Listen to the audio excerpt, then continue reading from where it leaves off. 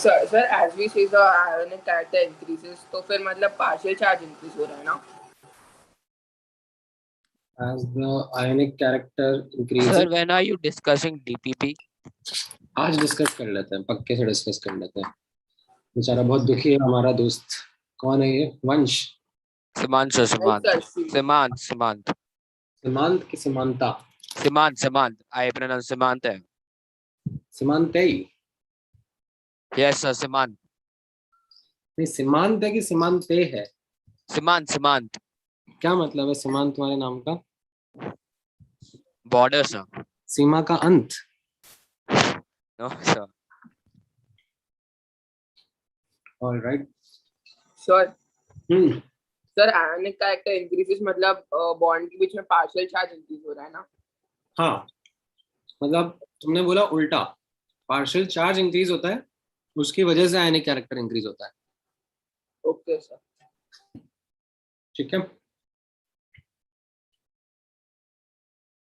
तो last class में हम लोग कहाँ गए? एप्लीकेशंस ऑफ इलेक्ट्रोनेगेटिविटी डिस्कस कर रहे थे। उसमें हम लोगों ने ये नेचर ऑफ ऑक्साइड्स को डिस्कस किया था, राइट? इसमें परऑक्स ये एम्फोटेरिक और न्यूट्रल के एग्जांपल्स याद रखना है, राइट? एंड बाकी हम लोगों ने जनरल कंपैरिजन किया था एंड डिफरेंट डिफरेंट टाइप के ऑक्साइड भी समझे थे। अब कल ही के जब लाइक लास्ट क्लास के डिस्कशन में हम लोग which is more acidic oxide, which is less oxidic oxide, इसका डिस्कशन कर रहे थे। एंड तब मैंने आपको बताया था कि हम लोग एक और डिस्कशन भी करेंगे, like will talk about comparison of acid strengths. Primarily यहाँ पर मैं आपके साथ में इनऑर्गेनिक एसिड्स का डिस्कशन करूंगा। अपने आप में कंपैरिजन ऑफ एसिड स्ट्रेंथ एक बड़ा टॉपिक है। ऑर्गेनिक में आप एटलीस्ट 2 लेक्चर 3 लेक्चर तो पढ़ोगे ही सही, बीच बीच में भी उस पर क्वेश्चन आते रहेंगे।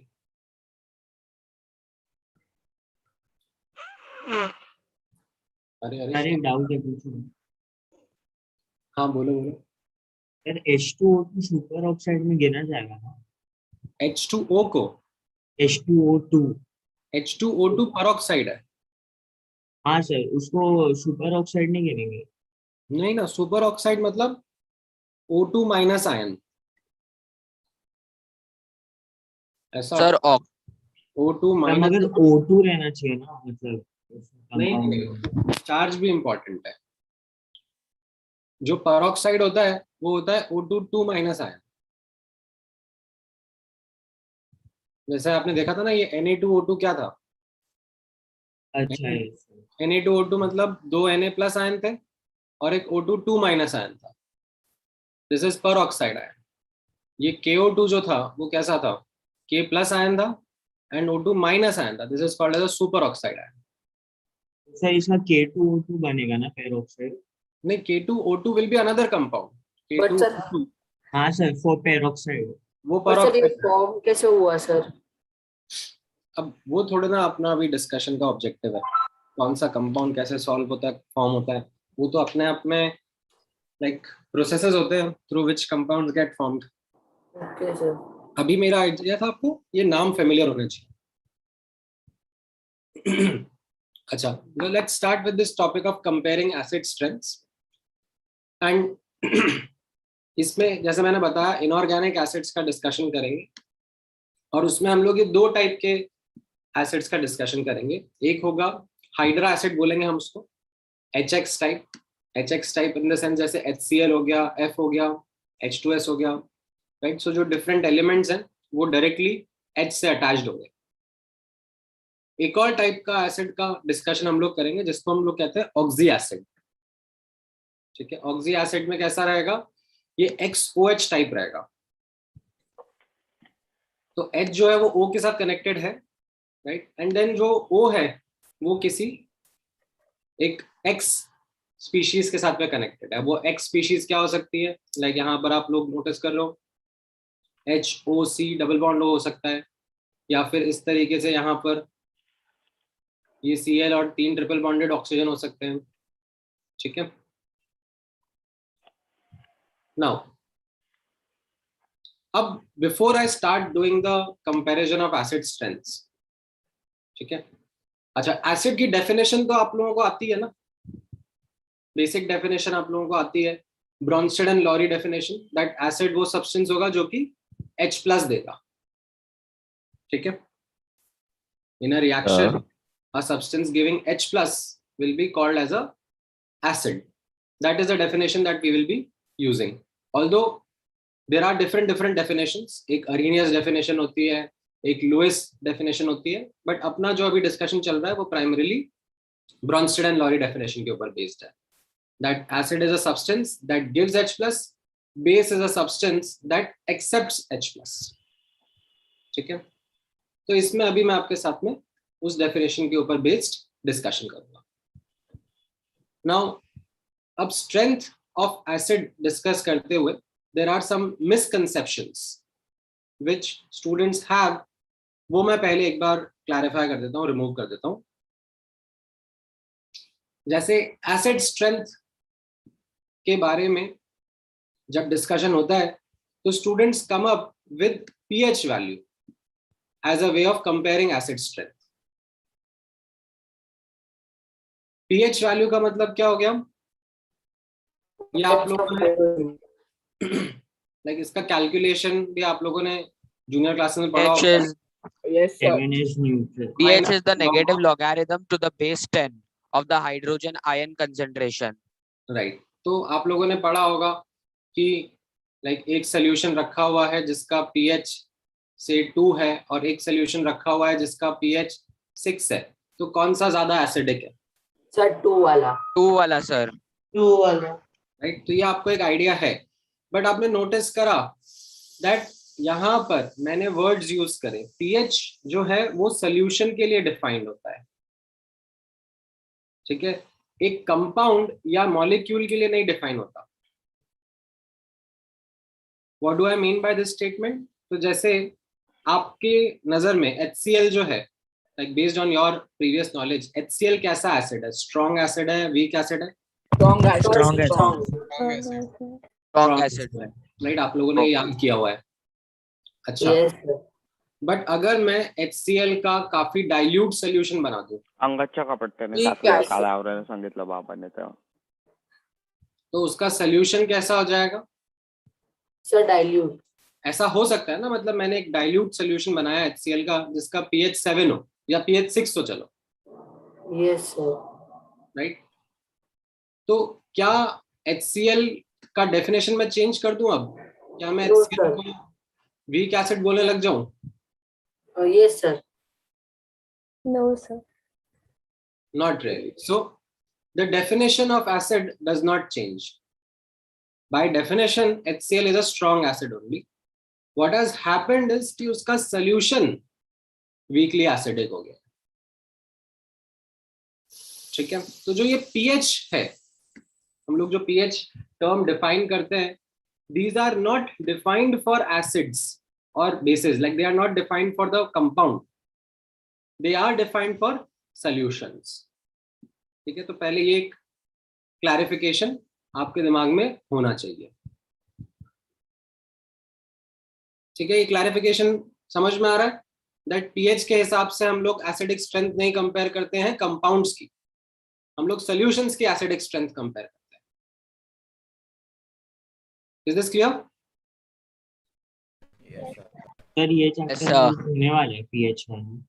दूसरा यहाँ पे नोटिस करना, एक और मिसकंसेप्शन जो रहता है, that Also, number of ionisable hydrogen जो होते हैं इन अ मॉलिक्यूल, कई बार स्टूडेंट्स उसको भी एक इंडिकेटर मान लेते हैं एसिडिक स्ट्रेंथ का। जैसे फॉर एग्जांपल H3PO4 में ऐसा होता है, there are some students who think of this that more the number of H+, more is the acid strength, right? तो H3PO4 में कैसा है, 3 आयोनाइजेबल हाइड्रोजन होते हैं। Yes, sir। तो कई स्टूडेंट्स के Sir. दिमाग में ये एक थॉट प्रोसेस रहता है that H3PO4 is a strong acid because इसके एक मॉलिक्यूल में 3 H दे सकता है। ऐसा बिल्कुल भी नहीं है। In fact H3PO4 is a weak acid only. ठीक है, क्यों वीक एसिड होता है वो मैं बताऊंगा, समझाऊंगा आप लोगों को, ठीक है, बट पहले ये मिसकंसेप्शन रिमूव करना जरूरी है, ठीक है। लाइक कार्बोनिक एसिड होता है H2CO3, लाइक सॉफ्ट ड्रिंक में मिलता है जो, right, this is not a strong acid, ठीक है। ऐसा नहीं है कि H2CO3 HCl से ज्यादा स्ट्रॉन्ग हो गया, नहीं, H2CO3 इज लेस देन और लेस एसिडिक देन HCl। ऐसा नहीं है कि ये जो नंबर ऑफ H है यहाँ पर उसके हिसाब से काउंट किया जाता है, राइट। तो ये भी एक मिसकंसेप्शन आप लोगों के दिमाग से निकल जाना चाहिए। नाउ एक्चुअली में अब एसिडिक स्ट्रेंथ किस बेसिस पे कंपेयर किया जाता है वो मैं आपके साथ डिस्कस करूंगा, ठीक है। तो यहां पर अब नोटिस करना, the Before you strength, start that, can I ask you just one thing? हाँ हाँ बोलो। So वो ऊपर आपने वो H2CO3 और HClO4 की diagrams बनाए, so why have you like made a dotted blue like boundary? नहीं वो मैं एक्स रिप्रेजेंट कर रहा था ना, वो Okay. XOH का एक्स, ये Okay. एक्स। हाँ सर, बस वही था। Thank you. Sir hmm, sir वो प्रोटॉन डोनर वाला डेफिनेशन कौन सा है? ब्रॉन्स्टेड एंड लाउरी, BL, आप पढ़ोगे बाद में, आपको जब एक चैप्टर आएगा जिसमें लाइक ये डेफिनेशंस वगैरह एक एक करके समझाएंगे, ठीक है। अभी क्योंकि कुछ बच्चों को ऑलरेडी पता होता है डेफिनेशन, तो मैंने अपफ्रंट मेंशन कर दिया कि हम लोग जो डेफिनेशन एसिड बेस का यूज कर रहे हैं वो यूज कर रहे हैं H+ देना और लेना वाला। हाँ सर। ओके, नाउ नोटिस करना किस तरीके से एसिडिक स्ट्रेंथ कंपेयर करी जाती है, what is the way in विच किसी कंपाउंड का, ठीक है, सोल्यूशन का नहीं कह रहा हूं मैं, किसी कंपाउंड का, किसी मॉलिक्यूल का एसिडिक या बेसिक स्ट्रेंथ कंपेयर किया जाता है। तो इसको बोल देते हैं the strength of an acid is relative और it's related to its tendency to give H+ in the solution और इन अ रिएक्शन। जितना इजीली सब्सटेंस H+ देगा उतना स्ट्रॉन्ग उसका एसिडिक नेचर होगा। जैसे HCl को जब पानी में डालते हैं तो it has a very strong tendency to give H+, मतलब जो HCl मैंने पानी में डाला वो ऑलमोस्ट 100%, 99.99999999% डिसोसिएट होकर H+ एंड Cl- दे देता है। वेयर एज लेट से मैंने एसिटिक एसिड लाइक CH3COH आपने पढ़ा है, ऑर्गेनिक एसिड्स में आता है, यस सर। राइट। इसमें ये जो ऑक्सीजन के साथ अटैच्ड हाइड्रोजन होता है, ठीक है, ये एसिडिक हाइड्रोजन होता है, ये कार्बन के साथ वाले अटैच्ड हाइड्रोजन एसिडिक नहीं होते हैं। आई होप ये बेसिक नॉलेज आपको है, ठीक है। यस तो ये जो हाइड्रोजन के साथ वाला अटैच्ड एसिड है, हाइड्रोजन है, इसको जब पानी में डालते हैं तो ये हार्डली कुछ H+ देता है, ठीक है। इसका जब डिसोसिएशन नोटिस किया जाता है तो it is even less than 1%, ठीक है। आपको नहीं पता था ये इन्फॉर्मेशन कि सर ये 100% 1% हमें कैसे पता होगा, नहीं, आपको नहीं पता था, ये मैं बता रहा हूँ कि जो स्ट्रॉन्ग एसिड होते हैं उनमें टेंडेंसी होती है दैट वो काफी इजीली अपने H+ दे देते हैं, राइट, ऑलमोस्ट 100% आयोनाइज हो जाते हैं, ठीक है। वेरएज जो वीक एसिड होते हैं, right, they undergo partial ionization, ठीक है। ये ऐसे डबल हाइड्रेड आरो का मतलब होता है कि एक इक्विलिब्रियम आ जाता है। Now sir, it is reversible. हाँ, now this is something which is also described, ठीक है, इन टर्म्स ऑफ, नोटिस करना, another quantity called as Ka, acid dissociation constant, ठीक है। क्या होता है उसका मतलब वो मैं 1 मिनट में आपको समझाता हूँ, जस्ट गिव मी 1 मिनट।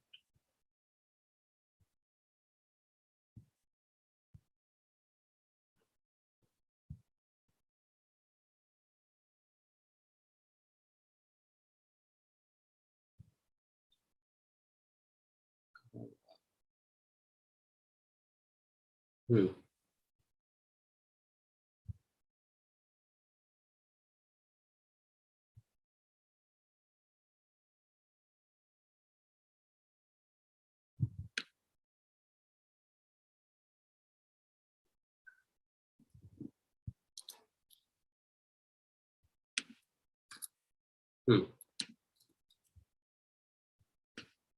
सो ये जो एसिड स्ट्रेंथ है, ठीक है, इसको क्वांटिफाई करा जाता है in terms of a constant called as Ka, acid dissociation constant.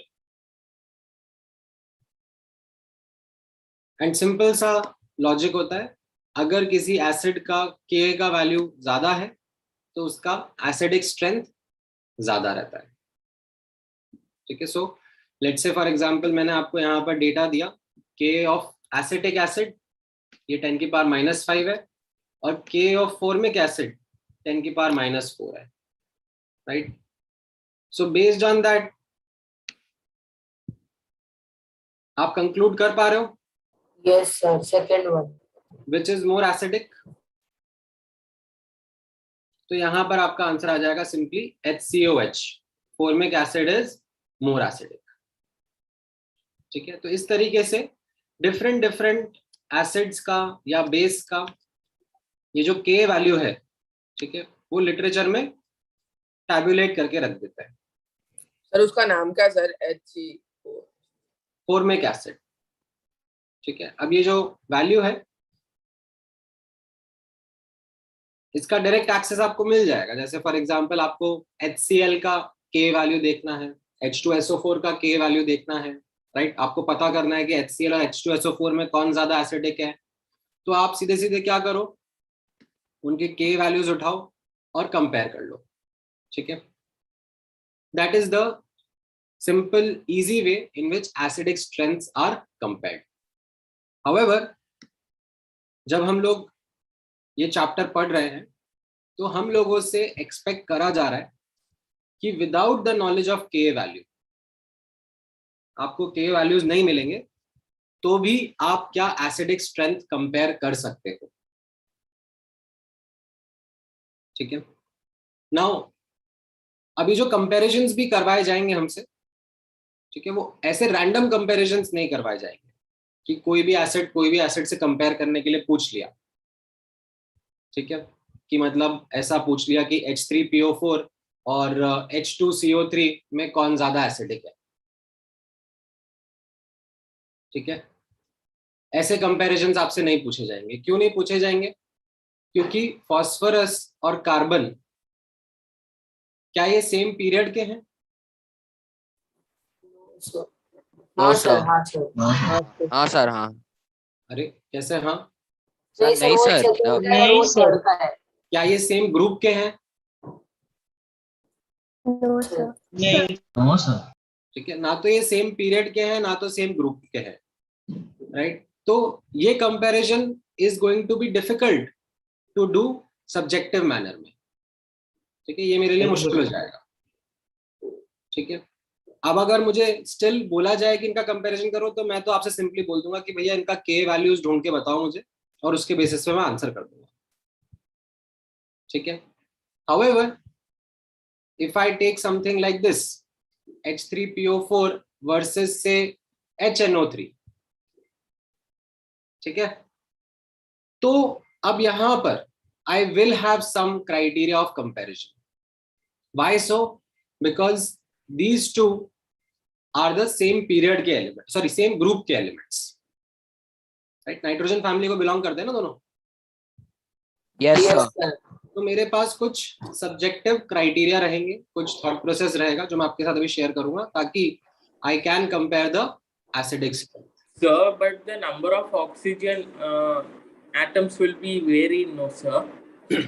हाँ हाँ ऑफ कोर्स, तो मैं आपको सिखाऊंगा ना कैसे करना है। Okay, sir. तो यहाँ पे आप नोटिस करना फैक्टर्स अफेक्टिंग एसिडिक स्ट्रेंथ, ठीक है। सबसे पहले हम लोग फैक्टर्स से स्टार्ट करेंगे, फैक्टर समझेंगे, फिर उनको यूज करके कंपैरिजन करेंगे एसिडिक स्ट्रेंथ का। तो पहला सर K वैल्यू किसके बेसिस पे डिसाइड होता है? वो उनके थर्मोडायनेमिक कैलकुलेशंस होते हैं, उनके अच्छा तरीके होते ओके हैं। सर। जो फर्स्ट एग्जांपल दिया था करवाया उसमें जाएगा। डायरेक्टली बोल नहीं सकते। क्या कह रहे हो? फर्स्ट एग्जांपल दिया था H2CO3 और एक फॉस्फरस का एक कंपाउंड दिया था, तो उसमें H+ आयन जिसके H एटम जिसके कम है वो ज्यादा एसिडिक रहेगा ना। तुम अपना नाम बताओ एक बार। तो राघव। राघव। तुम ज्वाइन तो यार टाइम से ही कर लिए थे। हाँ सर। ये सर क्या आपने लिखा एक है? ये मिसकंसेप्शन टू क्या बताया था मैंने? What was this misconception that I had discussed?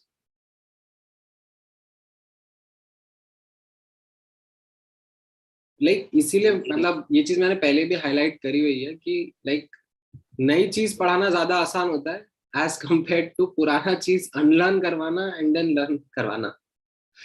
तो तुम्हारे दिमाग में ठसा हुआ है कि नंबर ऑफ एच ज्यादा हो गए तो एच एसिडिक स्ट्रेंथ ज्यादा होगी, और वही चीज मैंने यहाँ पे हाईलाइट करा है कि इट्स अ मिसकंसेप्शन।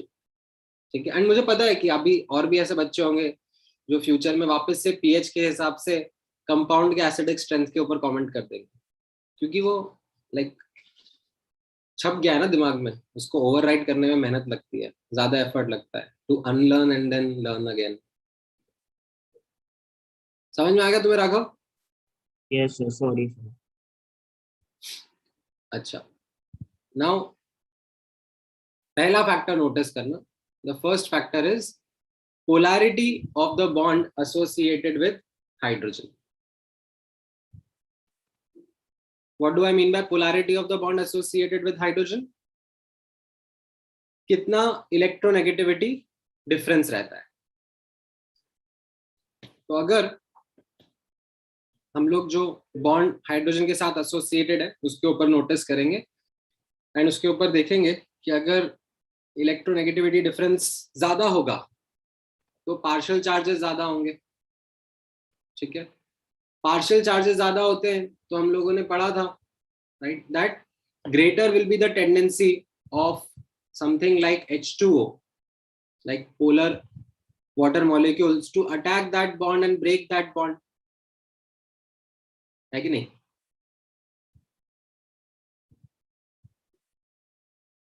तो उससे क्या हो जाएगा?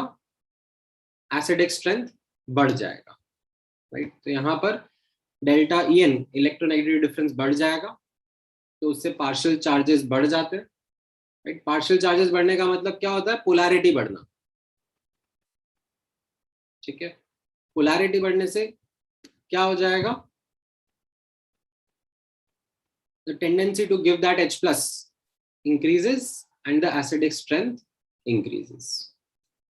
ठीक है, फैक्टर समझ में आया आप लोगों को? सर वापस बोलो ना सर। हाँ, यहाँ पर पहला फैक्टर जो हम लोग डिस्कस कर रहे हैं that is related to the polarity of the bond. Polarity मतलब पार्शियल चार्जेस कैसे आ रहे हैं उस बॉन्ड के ऊपर, राइट। तो वो किस पे डिपेंड करता है? इलेक्ट्रोनेगेटिव डिफरेंस के ऊपर। इलेक्ट्रोनेगेटिव डिफरेंस ज्यादा होगा तो पार्शियल चार्जेस ज्यादा आएंगे, पार्शियल चार्जेस ज्यादा आएंगे तो will say that that bond के ब्रेक होने की टेंडेंसी बढ़ जाएगी, right. That bond will be interacting more with the polar water molecules and as a consequence acidic strength भी बढ़ जाएगी। Sir, हाँ बोलो। sir, how can we call that is called breaking the bond, sir? How can we call what? Breaking the bond. It is just dissociated, no, sir. हाँ, So how can we call it is breaking the bond? ये अपन ने last class में discuss किया था ना, जब मैंने आपके साथ में Yes, sir. From last class itself, I had that doubt, sir. Nature of oxides का हमने डिस्कशन किया था, तब हमने ये पढ़ा था दैट वाटर मॉलिक्यूल्स जो हैं वो खुद भी पोलर नेचर के होते हैं। That I know, sir. But breaking the bond, why it is called breaking the bond? It is just dissociating, no, sir. Breaking the bond, dissociating the bond is the same thing. There is no difference. Okay, sir. Like those are just two English words which mean the same thing. Bond break हो रहा है या bond dissociate हो रहा है, ठीक है? Now एक मिनट रुक जाओ, Okay. अब इसी के साथ में जैसा हम लोग लास्ट क्लास में भी डिस्कस कर रहे थे, एक और इम्पॉर्टेंट फैक्टर रहता है साथ में, that is strength of bond associated with hydrogen, right. Partial charge क्या होता है? पार्शियल चार्ज, आप पहली बार बैठ रहे होगा क्लास में, ये कैसा डाउट है? What's partial charge? Like do you have short term memory loss का प्रॉब्लम? बिकॉज आई थिंक पिछले 3 क्लासेस से हम लोग पार्शियल चार्जेस एक्सटेंसिवली डिस्कस कर रहे हैं। लाइक पूरी रामायण खत्म हो गई और पूछ रहे हो राम कौन है?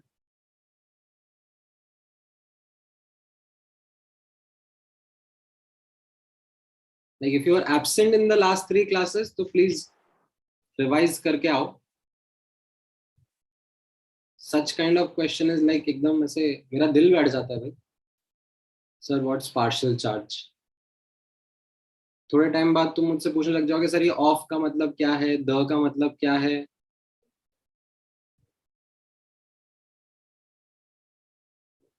Anyways, second factor यहाँ पे नोटिस करना, strength of the bond associated with hydrogen.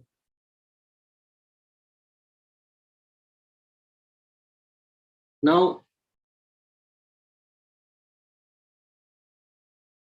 this is something which is quite straightforward.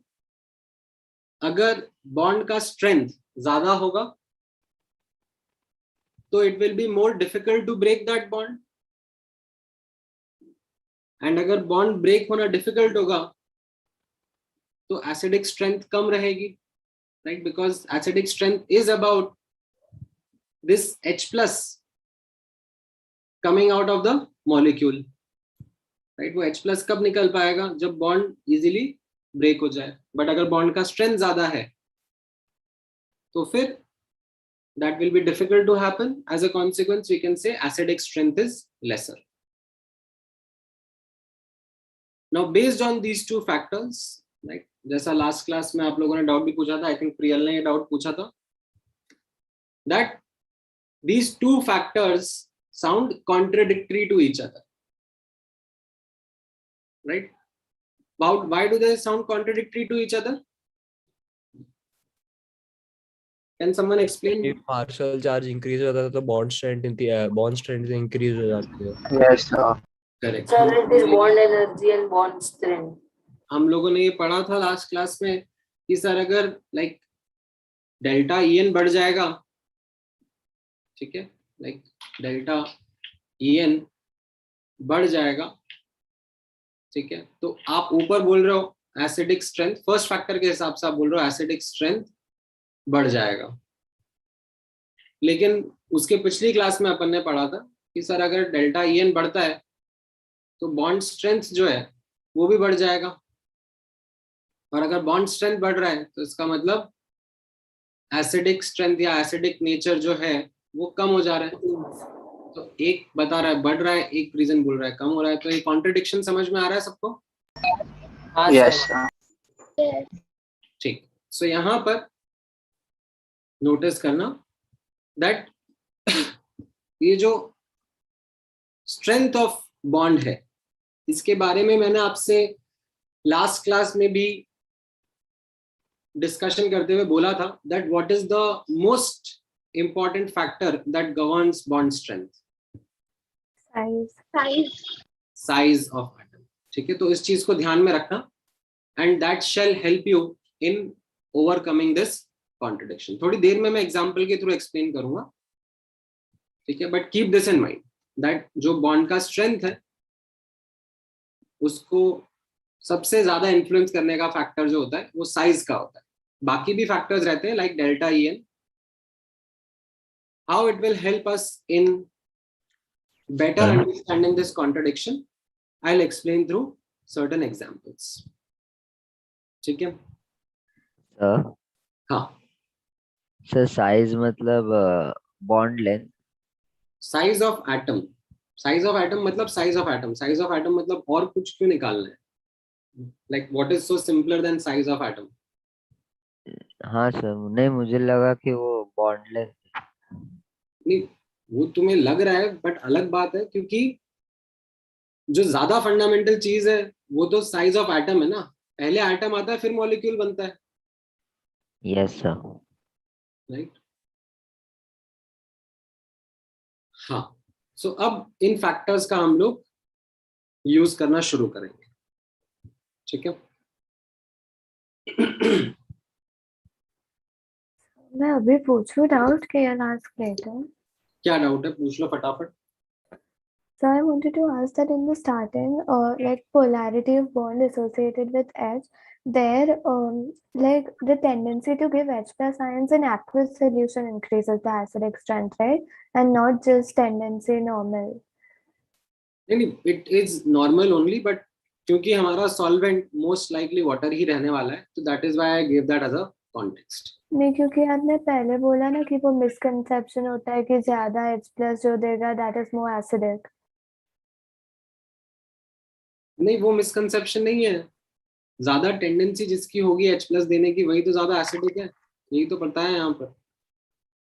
So you were saying this that basicity or the number of ionized number of number से मतलब नहीं है, मतलब even let's say यहाँ पर if I would have used H3PO4, ठीक है? Yes, sir. अब अगर H3PO4 मान लो 1% आयोनाइज हो रहा है ना? Yes, sir. आप इस तरीके से लिखना चाह रहे हो, ठीक है? एक्चुअली 1 से भी बहुत कम होता है ये, बट तुम पूछ रही हो तो मैं बता देता हूँ, ठीक है? तो अब अगर मान लो मैंने 1 मोल HCl लिया और इसका भी 1 मोल लिया, है ना? हाँ सर। तो यहाँ से मुझे कितने H प्लस मिल रहे हैं? 100% आयोनाइज हो रहा है, 1 मोल मिल रहा है। हाँ, 1 मोल, राइट? और यहाँ से 3 मोल। 3 मोल नहीं मिल रहे ना, ये परसेंटेज यील्ड वाला आ गया ना। ओके, 0.01 मल्टीप्लाई बाय 3 करोगे ना? यस सर, ठीक है? So don't take that number of H plus into account while comparing acidic strength, that is not the correct way. तो सर वही गलत था ना जो आप बोल रहे थे कि नहीं करना है? हाँ। और सर मुझे पूछना था कि वो जो ऐसे डायग्राम जैसे बनाया है that H single bond H X single bond O single bond H, what does that mean? मतलब क्या? That is a way in which we are, that is a way in which we are structuring our discussion. Hydra acids and oxy acids, मतलब जैसे जब भी हम कोई चीज पढ़ना शुरू करते हैं, ठीक है? जैसे फॉर एग्जांपल एसिड्स पढ़ना शुरू करें, राइट? अब हमें एसिड्स के बारे में जानकारी इकट्ठा करनी है, तो what we first do is try to structure our knowledge. In doing that structuring we end up classifying the substance, right? जैसे एसिड्स का एक क्लासिफिकेशन क्या हो जाएगा? Organic acids versus inorganic acids, ये क्लासिफिकेशन हो गया। और कोई क्लासिफिकेशन आपके दिमाग में आ रहा है?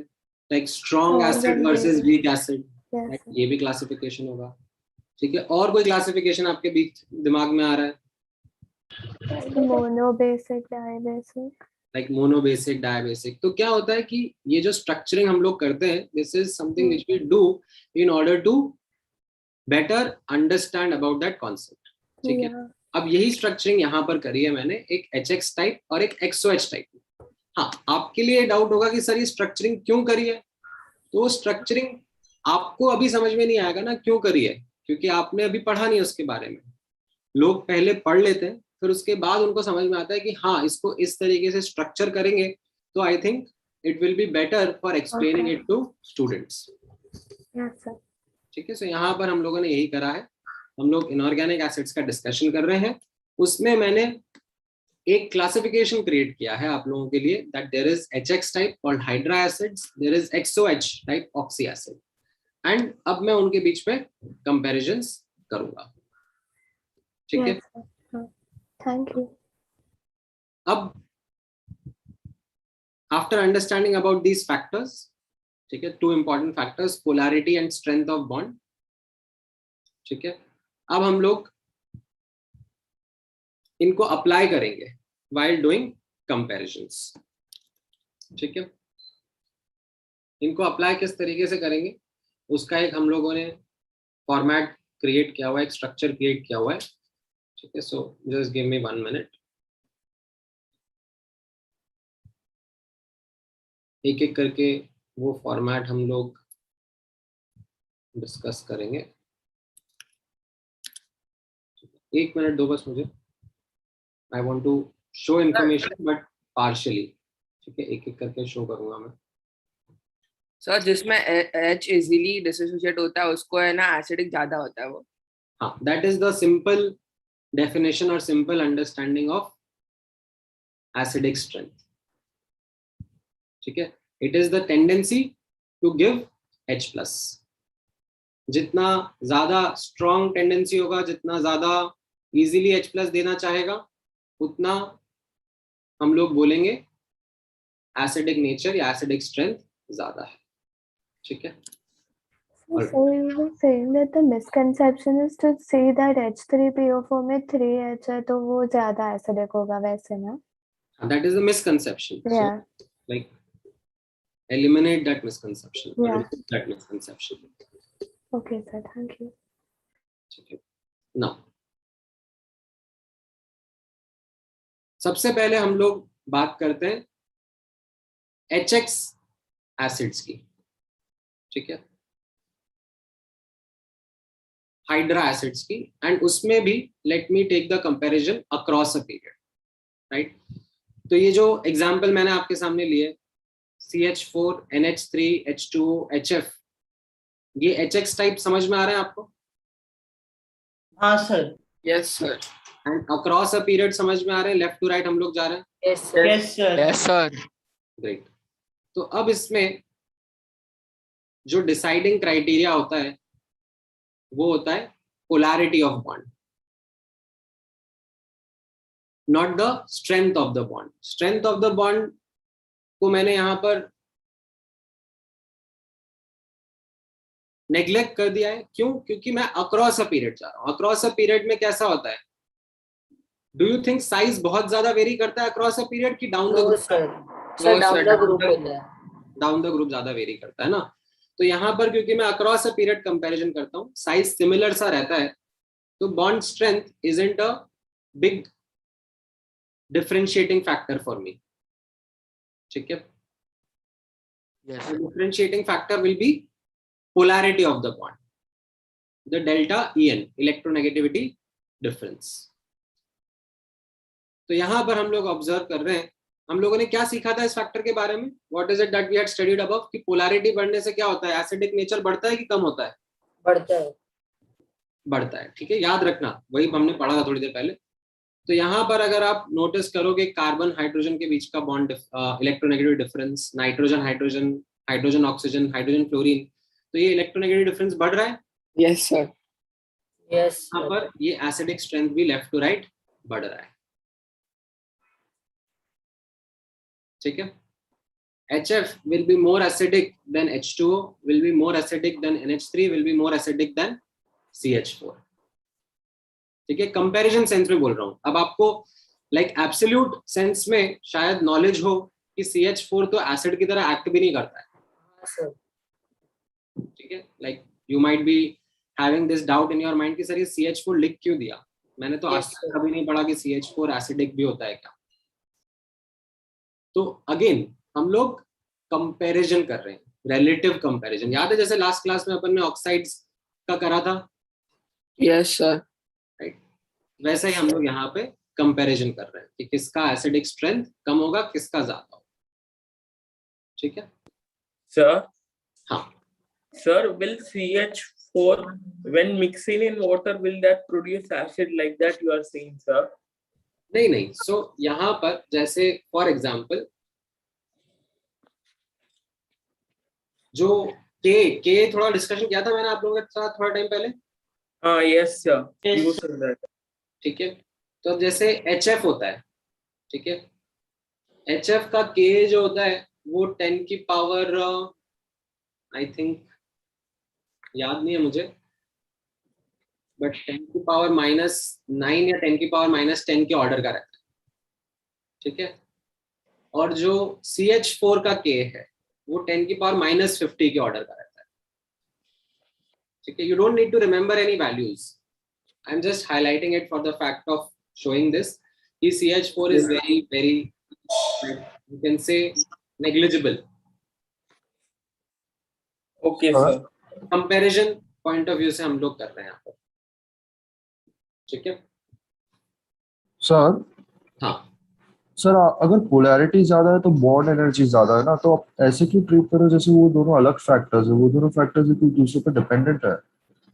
हाँ मैंने मना कहाँ करा ये, मैंने बोला ना that they are interconnected, they are interrelated, there is polarity and there is strength of bond, right.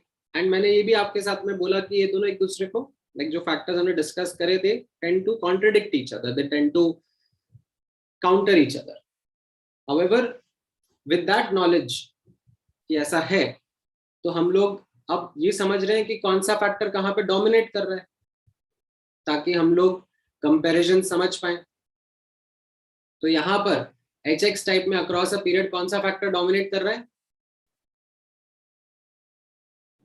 Sir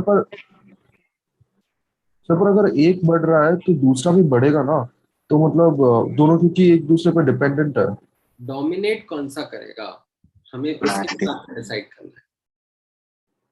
यहाँ पे कौन सा डोमिनेट कर रहा है? Polarity sir. पूरे इनऑर्गेनिक में अभी पीरियोडिक प्रॉपर्टीज चैप्टर में हम लोग यही तो समझते आ रहे थे ना, जब हम लोग एक्सेप्शंस का डिस्कशन कर रहे थे। तुम्हारी ऐसे कैसेट अटक क्यों गई यहाँ पे?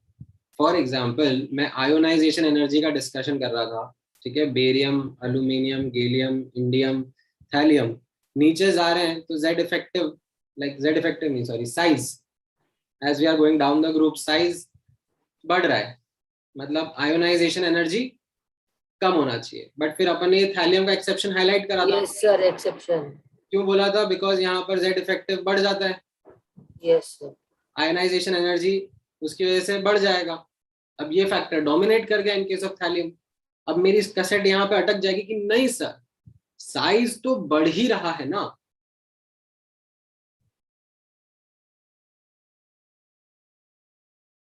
तो फिर आगे कैसे बढ़ेंगे अपन? समझ में आया तुम्हें? हाँ सर। नाउ कमिंग बैक, यहां पर अब नोटिस करना HX टाइप का अक्रॉस अ पीरियड, ठीक है, इस तरीके से एसिडिक स्ट्रेंथ कंपेयर होगा। देन इसी में let's go down the group. Down the group के मुझे कुछ एग्जांपल बताओ HX टाइप में, कौन बताना चाहेगा डाउन द ग्रुप में? Sir HF, HCl। Very good, HF, HCl, HBr, HI। Yes. और कोई सेट ऑफ एग्जांपल ध्यान में आ रहा है? सर सर HI, एस्टेटिन के साथ होता है क्या? HI सर, हाँ वो कर दिया अपन ने, मतलब एस्टेटिन मतलब ठीक है वो रेडियो एक्टिव आ जाते हैं, उनका डिस्कशन करने का कोई पॉइंट नहीं है।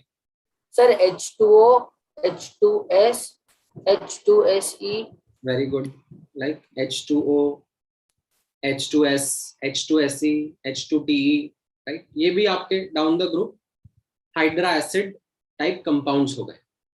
अब इसमें नोटिस करना जब हम जा रहे हैं डाउन द ग्रुप, तो साइज का एक इंपॉर्टेंट फैक्टर रहेगा एंड उसकी वजह से जो बॉन्ड स्ट्रेंथ होता है that is going to be the dominating factor over है, ठीक है। यहां पर अगर आप इलेक्ट्रोनेगेटिविटी डिफरेंस के हिसाब से जाओगे, डेल्टा EN के हिसाब से, तो आप क्या बोलोगे? सर HF ज्यादा एसिडिक होना चाहिए, है ना, क्योंकि HF का इलेक्ट्रोनेगेटिव डिफरेंस ज्यादा है एज कंपेयर टू दीज। हाँ yes सर। sir, बट यहाँ पर अब मैं आपको क्या आइडिया दे रहा हूं that in this the strength of bond down the group size factor becomes important and that is the reason that strength of bond will be the differentiator। तो ये जो HF का बॉन्ड है, ठीक है, स्ट्रॉन्ग रहता है एज कंपेयर टू HI का बॉन्ड। HI का बॉन्ड लाइक H छोटा है, I काफी बड़ा है, राइट, तो ये इजीली ब्रेक होने का टेंडेंसी रखता है। तो this is what we observe down the group. According to the strength of bond, acidic strength increases, ठीक है। H2O और H2S, water और H2S के बीच में H2S ज्यादा एसिडिक होता है, ठीक है, and so on so fourth. ये वाला फैक्टर भी आप ध्यान में रखोगे? Yes sir. सर समझ में आया, क्या समझ में नहीं आया? मतलब क्या बोल रहे हैं, कौन सा डोमिनेट हम लोग क्या डिस्कस कर रहे हैं? What are the two factors that affect acidic strength?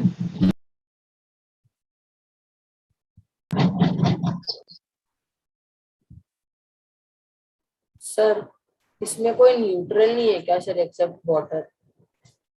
नहीं नहीं, देखो, जो तुम बात कर रहे हो ना neutral, yes that neutral word is again something which is from the point of view of pH calculations. हाँ सर।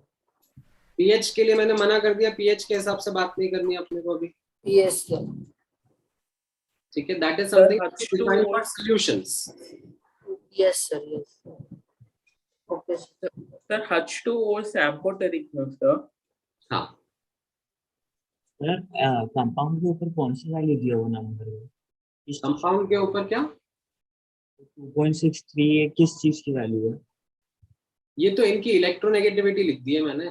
2.6 की ना कार्बन की, नाइट्रोजन की 3, ऑक्सीजन की 3.5, HF की 4, बस वही लिख दिया था। ठीक है, sir, can you just explain once again how are you like deciding which factor will dominate? नहीं नहीं, I am not deciding, I am telling you.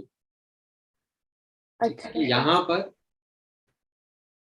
HX type में across a period polarity of bond dominate करेगा, HX type में down the group strength of bond dominate करेगा। ये मैं पहले आपको बता रहा हूँ। But sir, from observation we can see, right, like across a period, decrease in size is less, whereas down a group increase in size is more. तो पहले ये ऑब्जर्वेशन देखने के बाद में हम लोग फिर कमेंट कर रहे हैं कि उसको समझने के लिए कि यहाँ पर across a period size isn't something which is a pretty significant change. Electronegativity difference के हिसाब से कमेंट करना makes more sense, and that is why polarity of bond is what is governing the acidic strength. However, down the group, what we are observing is that size का change is the significant one, right? जो H के साथ directly attached atom है ना? उसका size जो है वो change हो रहा है, and as a consequence जो H के साथ associated bond है, उसका strength affect हो रहा है। okay, yeah, thank you. And उसकी वजह से यहाँ पर strength of bond is the deciding factor. और सर ये HF HCl like how do you know about their sizes? कौन सा बड़ा है, कौन सा छोटा है? हैं? तुम यार जैसे मुझे सुबह सुबह मिनी हार्ट अटैक्स देते हो यार, तुम लोग क्या कर रहे हो? मतलब डाउन द ग्रुप साइज बढ़ता है, ये चीज में अच्छा हाँ sir, by that logic I got. By that logic क्या होता है यार? मतलब ये तो सर वो पूरे कंपाउंड का पूछ रही है, खाली फ्लोरीन और हाँ सर वैसे मतलब यार मतलब ये क्या पूरे बात है? compound में एटम छोटा होगा hydrogen तो common है। कंपाउंड का साइज भी छोटा होगा ना यार। हाँ sir now I understood. Sir मुझे लगा कि कंपाउंड के हिसाब से like नहीं we नहीं, गलती मेरी है, गलती मेरी है। I think I assume certain things to be obvious, but now I think I will have to take a step back and I'll have to even discuss the spellings. कि spelling समझ में आ रही है कि नहीं आ रही है। तुम लोग बहुत परेशान कर रहे हो यार मुझे। No sir, sorry. सर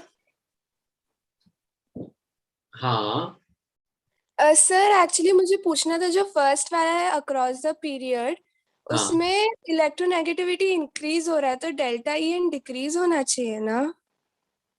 नहीं नहीं, यहाँ पर अरे वो ऑक्सीजन के साथ में कंपैरिजन थे, यहाँ पर हाइड्रोजन के साथ में है ना। हाइड्रोजन तो छोटा है ना, ये हाइड्रोजन है यहाँ पे 2.1, फिर ये कार्बन है 2.6, ठीक है, फिर ये नाइट्रोजन है 3, राइट?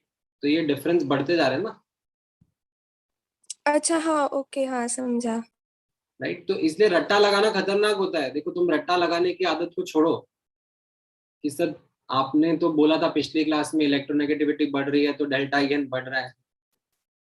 कॉन्सेप्चुअली समझना जरूरी है। एंड ये एक टेंडेंसी है लाइक स्टूडेंट्स की कि सर लाइक स्टेटमेंट रट्टा मार लेते हैं फटाफट फटाफट। तो उस टेंडेंसी को छोड़ना पड़ेगा, कॉन्सेप्चुअली समझना पड़ेगा, रीजन आउट करना पड़ेगा। ठीक है, there are layers of understanding a concept, right. तो एक जो सबसे बेसिक टेंडेंसी होती है स्टूडेंट्स की वो होती है सुपरफिशियल लेयर, ऊपर वाली लेयर को समझ के आगे बढ़ जाए। जैसे लास्ट क्लास में आपने पढ़ा कि सर ने बताया था डेल्टा IN बढ़ रहा है, मतलब एसिडिक नेचर कम हो रहा था, है ना। No, ये sir. आपने ये याद कर लिया, ठीक है। अब आपको क्या ध्यान में समझना था कि ये किसके लिए था, किस कॉन्टेक्स्ट में था। ये ऑक्साइड्स के डिस्कशन के बारे में हम लोग बात कर रहे हैं। वो कॉन्टेक्स्ट नहीं भूल सकते ना आप।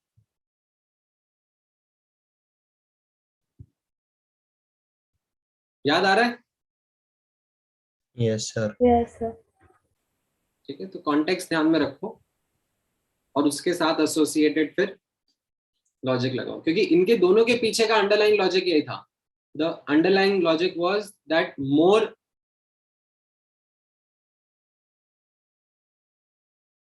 polar bond, more easily it breaks. ठीक है, एंड उसके हिसाब से हम लोग ये एसिडिक बेसिक स्ट्रेंथ का कंपैरिजन कर रहे थे। ठीक है, अब जो हमने ऑक्साइड्स का डिस्कशन करा था उसमें भी यही अंडरलाइन कॉन्सेप्ट था और यही अंडरलाइन कॉन्सेप्ट भी हम यहीं पर यूज कर रहे हैं ना। अब यहां पर आ जाओ XOH टाइप में, ऑक्सी एसिड्स में। डाउन द ग्रुप के एग्जांपल ये समझ में आ रहे हैं, like H3PO4, H2SO4, HClO4, right. Down the group, sorry down the group नहीं, sorry across the period, across the period ये ऑक्सी एसिड्स के एग्जांपल क्लियर है? Yes, sir. ठीक है, अब in order to better explain this, ठीक है, मैं एक बार के लिए इतना हाइड कर देता हूं। ठीक है, अब इनके बीच में मुझे एसिडिक स्ट्रेंथ कंपेयर करनी है। ठीक है, I want to compare the acidic strength between these across the period oxyacids. And factors क्या क्या थे, वापस से मुझे याद दिलाओ, what were the two factors? Polarity and strength of bond. ठीक है, थोड़ा और डिटेल में। Delta IN and size. नहीं नहीं, what I meant was polarity of the bond associated with hydrogen or strength of bond associated with hydrogen, है ना? Yes, sir. Polarity increases, so acidic strength increases. Polarity of the bond associated with hydrogen and strength of bond associated with hydrogen. ठीक है, now ये जो मैंने इन molecules के structure बनाए आपको नहीं आते थे बनाने। ठीक है, H3PO4 का ऐसा लोएस्ट स्ट्रक्चर होता है, ये आपसे नहीं एक्सपेक्टेड था कि आपको पता होगा, ये मैंने बना के बता दिया। H2SO4 का ऐसा रहता है, HClO4 का ऐसा रहता है, ये आपसे नहीं एक्सपेक्टेड था कि आपको पता होगा। ठीक है, बट मैंने ये बनाया है टू शो यू दैट इन सब में ये OH OH OH बॉन्ड ही है। हाँ सर, है ना? यस। तो जो डिफरेंस आ रहा होगा वो आ रहा होगा because of what is attached to this OH। Yes sir, है ना? है कि नहीं? Yes sir, Yes. अच्छा, अब यहां पर अगेन जो स्ट्रेंथ ऑफ बॉन्ड है या जो साइज वाला पार्ट है वो तो लाइक खास कुछ वेरी कर नहीं रहा है, क्योंकि सब में OH OH OH ये लाइक H और O का साइज, H और O का साइज और H और O का साइज सब में सेम ही है। ठीक है, what would matter is the polarity of the bond, ठीक है, तो यहाँ पर जो मेरा डिसाइडिंग फैक्टर है वो वापस से पोलैरिटी ऑफ बॉन्ड ही है। एंड पोलैरिटी ऑफ बॉन्ड में अब यहाँ पे नोटिस करो OH तो सब में कॉमन है, जो OH के साथ में अटैच्ड है वो डिफरेंस क्रिएट कर रहा है। नाउ अगर अपन बात करें क्लोरीन की वर्सेस सल्फर वर्सेस फॉस्फोरस, तो क्लोरीन ज्यादा इलेक्ट्रोनेगेटिव है। Yes, sir. तो ये जो यहाँ पर पोलर बॉन्ड क्रिएट हुआ था H और O का, H के ऊपर पार्शियल नेगेटिव चार्ज था, H के ऊपर पार्शियल पॉजिटिव चार्ज था, राइट। तो ये इलेक्ट्रॉन्स को और खींचेगा टुवर्ड्स राइट, पोलर बनाने की और कोशिश करेगा इस बॉन्ड को,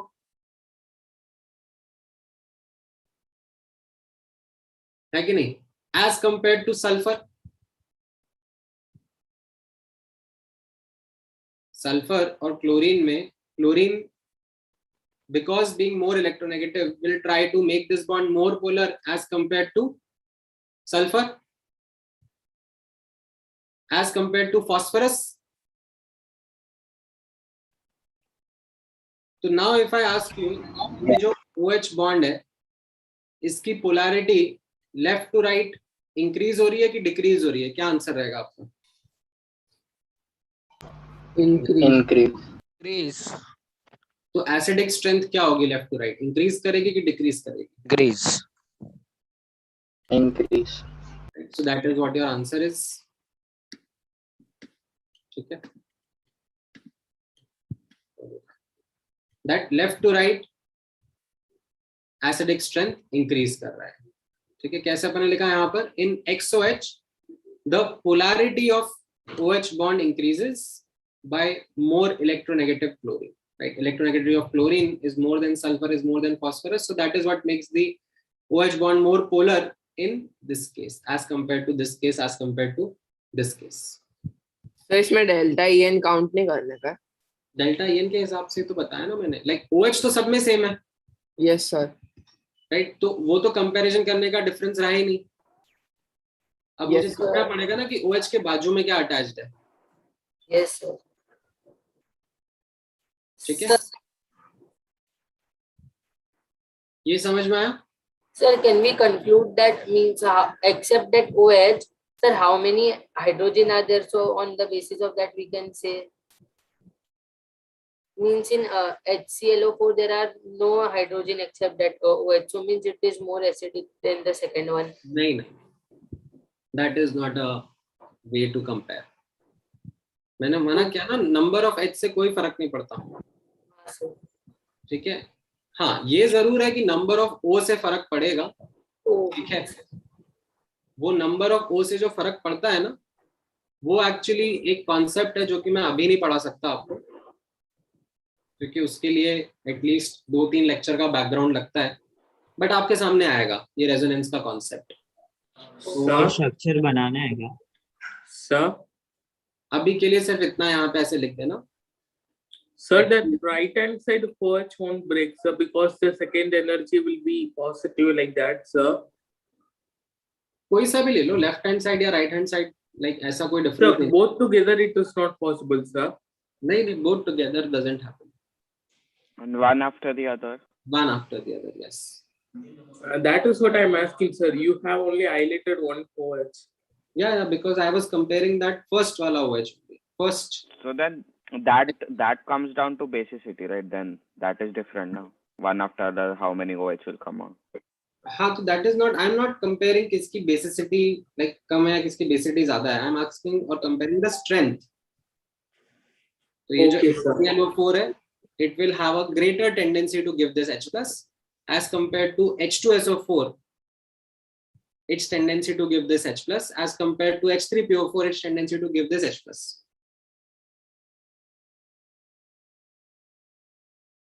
ठीक है, ये अक्रॉस अ पीरियड समझ में आया? अच्छा, अब डाउन द ग्रुप नोटिस करना। ठीक है, यहाँ पर डाउन द ग्रुप में हम लोग जाएंगे। तो these are the comparisons. So for example से HNO3, H3PO4, H3ASO4, राइट, ये नाइट्रोजन, फॉस्फोरस, आर्सेनिक, Sb, ये सब सेम ग्रुप के एलिमेंट से डाउन द ग्रुप जा रहे हैं हम लोग, या फिर HOF, HOCl, HOBr, HOI, right, down the group oxy acids हो गए, ठीक है। अगेन इनमें वापस से नोटिस करना, जो OH बॉन्ड है वो तो सब में कॉमन ही है ना? Yes sir. राइट, तो यहाँ पर जो OH बॉन्ड कॉमन होने की वजह से जो कंपैरिजन होगा वो किसकी वजह से होगा? What is attached next to the OH, राइट। और जो नेक्स्ट अटैच्ड एटम है वो कैसे इन्फ्लुएंस कर रहा है? वो पोलैरिटी इन्फ्लुएंस कर रहा है, ठीक है। यहां पर हम लोग स्ट्रेंथ ऑफ बॉन्ड क्यों नहीं ले रहे हैं अकाउंट में? क्योंकि स्ट्रेंथ ऑफ बॉन्ड प्राइमरीली किस पे डिपेंड करता है? साइज पर, और साइज तो OH सब में कॉमन ही हो गया ना सर। पर फ्लोरीन वो सब बढ़ रहा है ना सर? हाँ बट सर। वो तो बाजू वाला एटम है ना। हाँ सर। जो ये बॉन्ड है, दो एटम्स के बीच का जो बॉन्ड है, उसकी स्ट्रेंथ तो उन एटम्स के साइज पे डिपेंड कर रही है ना जो बॉन्ड बना रहे हैं। सर पर फिर तो फिर सर HF में भी H तो सब सेम ही था सर। अरे तुमको हिंदी कम समझ में आती है कि इंग्लिश कम समझ में आती है? एक बॉन्ड बनाने के लिए दो एटम लगते हैं कि एक एटम लगता है? सर दो एटम लगते हैं ना। तो यहाँ पर एटम का साइज बढ़ रहा है तो बॉन्ड लेंथ भी बढ़ेगा ना। तो मैं ऐसे गोले गोले बना के दिखाता हूँ, ये छोटा गोला, ये बड़ा गोला, राइट। ये HF हो गया। Yes sir. ये छोटा गोला और ये बड़ा गोला, ये HI हो गया। Yes sir. क्या तुम्हें दिख रहा है bond length? Yes sir. Change होता हुआ? Yes sir. Thank you so much. यहाँ पर कैसा है? यहाँ पर OH तो सब में कॉमन है। Yes sir. राइट, सो ये जो बॉन्ड है यहाँ पर, जो साइज के पॉइंट ऑफ व्यू से डिफरेंस है वो कुछ है ही नहीं, because OH common he bond है। जो डिफरेंस आ रहा है बिटवीन दीज मॉलिक्यूल्स वो आ रहा है because of what is attached to OH। And जो अटैच्ड है वो क्या इन्फ्लुएंस करता है? वो इन्फ्लुएंस करता है इस बॉन्ड की पोलैरिटी, ठीक है। तो हम लोग वापस यहाँ पर पोलैरिटी के हिसाब से ही डिसाइड कर रहे हैं। एंड यहाँ पर as you can notice F ज्यादा इलेक्ट्रोनेगेटिव है as compare to chlorine, as compare to bromine, as compare to iodine. तो पोलैरिटी बढ़ जाने की वजह से एसिडिक स्ट्रेंथ बढ़ जाएगा। HOF का acidic strength will be more than HOCl, will be more than HOBr, will be more than HOI, ठीक है। ये समझ में आया? सर बट HO को कॉमन लेंगे और F को लेंगे तो FCl Br, और उसमें तो HO से डिस्टेंस इंक्रीज हो रहा है तो जो बॉन्ड साइज है वो इंक्रीज होएगा। तो स्ट्रेंथ ऑफ दोबारा बॉन्ड। बताओ मुझे, फैक्टर क्या था? What was the factor? Sir strength of bond. थोड़ा सा और डिटेल में। Strength of bond associated with hydrogen. Yes sir. इस बॉन्ड से थोड़ा ना मतलब है मुझे O और F, O और Cl, O और Br, O और I के बॉन्ड से थोड़ा मतलब है। No sir. अच्छा ओके सर। OH बॉन्ड से मतलब है ना, ठीक है। Yes sir. ये सर हम लोग बोलते हैं कि the electron affinity of chlorine is like highest in the entire periodic table, तो उसकी En highest नहीं होगी ना उस केस में? ये तो हम लोग पढ़ चुके हैं ना पहले। इलेक्ट्रोनेगेटिविटी किसकी ज्यादा है? क्लोरीन, ब्रोमीन, आयोडीन में। हाँ सर। एंड मैंने आपको वो भी बताया था that electronegativity is a more important factor because that is a factor when the element is bonded, it is part of molecule, then the tendency of attracting electrons etc is more important for us to study and compare, okay? Electron affinity जो था वो कैसा था? isolated atom के लिए था। हाँ sir. ठीक है, तो electronegativity that is why I said in the beginning also that electronegativity is a more important factor or a property that will be coming in for using or applying in different scenarios. ठीक है, ये part clear है सबको? Is this Yes, sir. understood? Sir but bond structure पता होगा तो ही हम compare कर पाएंगे ना। हाँ, अभी ऑफ कोर्स आप लोगों को एक ब्रॉड आइडिया होता है, ठीक है, कौन सा आइटम किससे बॉन्डेड रहता है, बट नेक्स्ट चैप्टर जब आप केमिकल बॉन्डिंग पढ़ोगे तो आपको ये सब स्ट्रक्चर्स भी इजीली समझ में आने लगेंगे, लाइक आप खुद भी ड्रॉ करने लगोगे।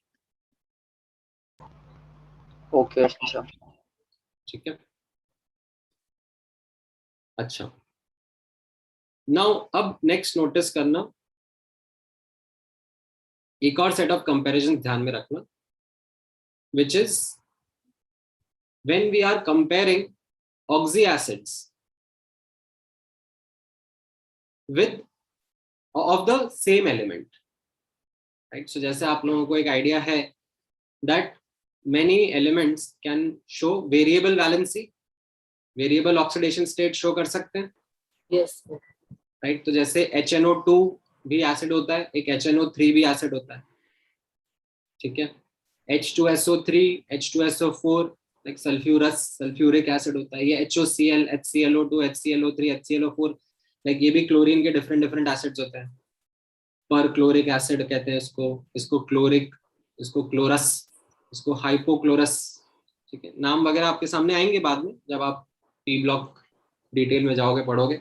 सर जो फर्स्ट वाला है वो OH है ना?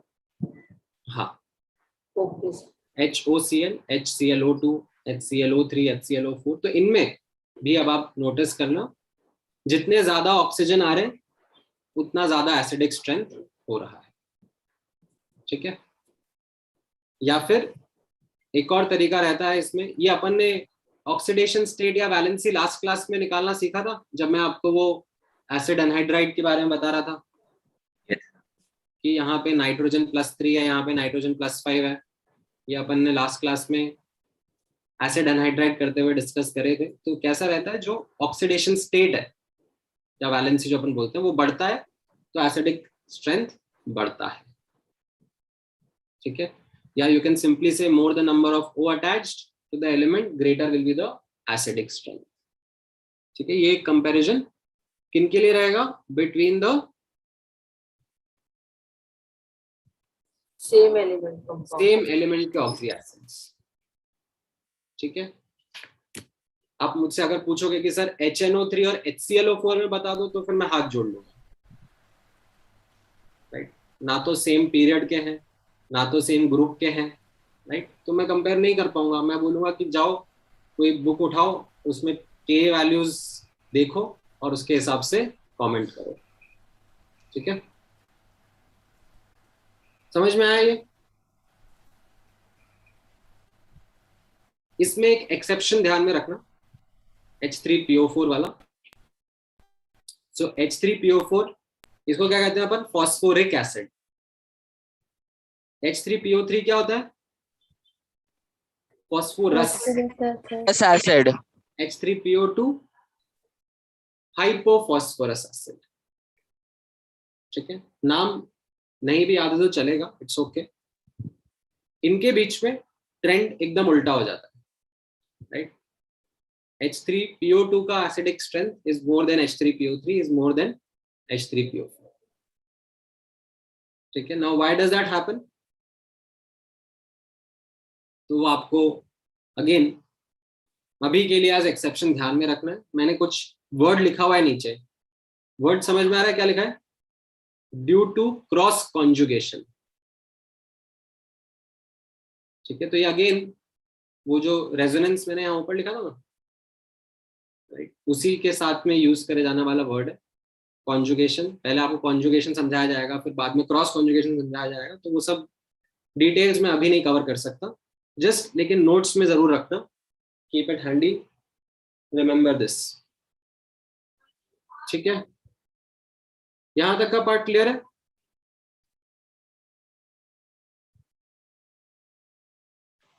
Sir, you wrote to be studied in inorganic chemistry, but we are studying inorganic. Inorganic. Okay, sir. Okay, sir.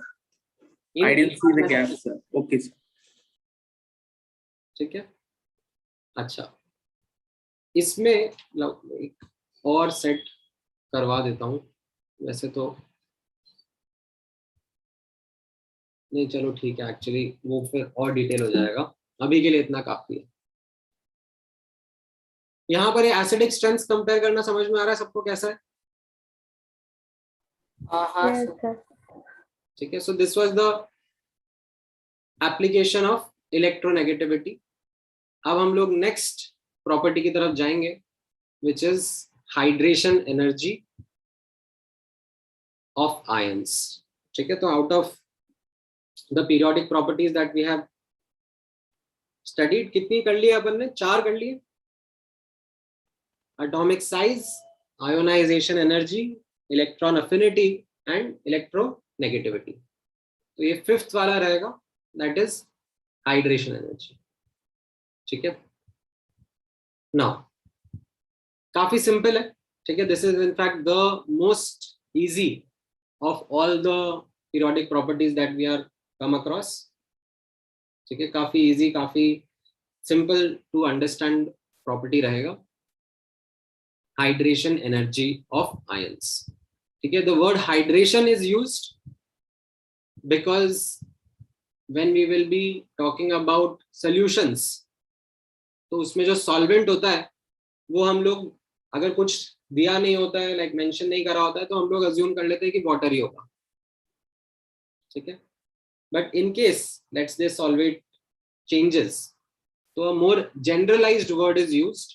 Instead of hydration energy, we call this as solvation energy. ठीक है. In case a general description is to be used. Now, before I talk about what is hydration energy, हम लोग hydration क्या होता है वो समझ लें. ठीक है. तो यहाँ पर सबसे पहले नोटिस करना what is meant by hydration. तो hydration is a process in which an ion, ठीक है, अभी हम लोग आयन के बारे में बात कर रहे हैं, that is the scope of our discussion right now. Hydration is a process in which an ion is dissolved in water. ठीक है. अगर कोई और सॉल्वेंट होगा तो फिर हम लोग हाइड्रेशन की जगह क्या वर्ड यूज करेंगे? सॉल्वेशन. ठीक है. तो यहाँ पर hydration is an ion is dissolved in water, and then what happens is that polar water molecules get attracted towards that ion and form layers around it. This is called as hydration, right? तो जैसे for example Na plus ion मैंने पानी में डाला, right? तो क्या हो जाएगा? वाटर का जो पार्शियल नेगेटिव एंड है, वाटर का पार्शियल नेगेटिव एंड कौन सा होगा? ऑक्सीजन की हाइड्रोजन?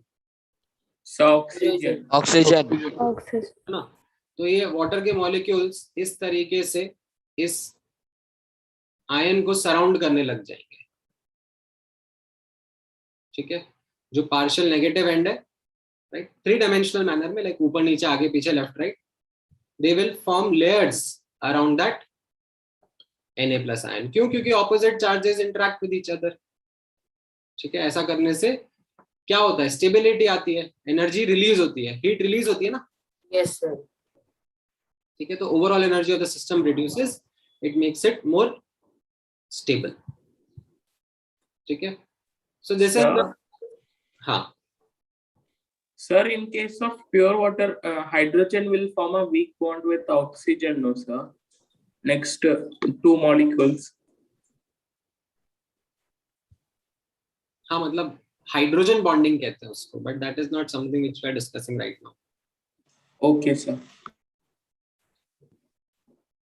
तो जब यहाँ पर हम लोगों ने एक आयन को पानी में डिसॉल्व करा, राइट, तो this ion getting surrounded by water molecules, getting attracted by the water molecules is called as hydration.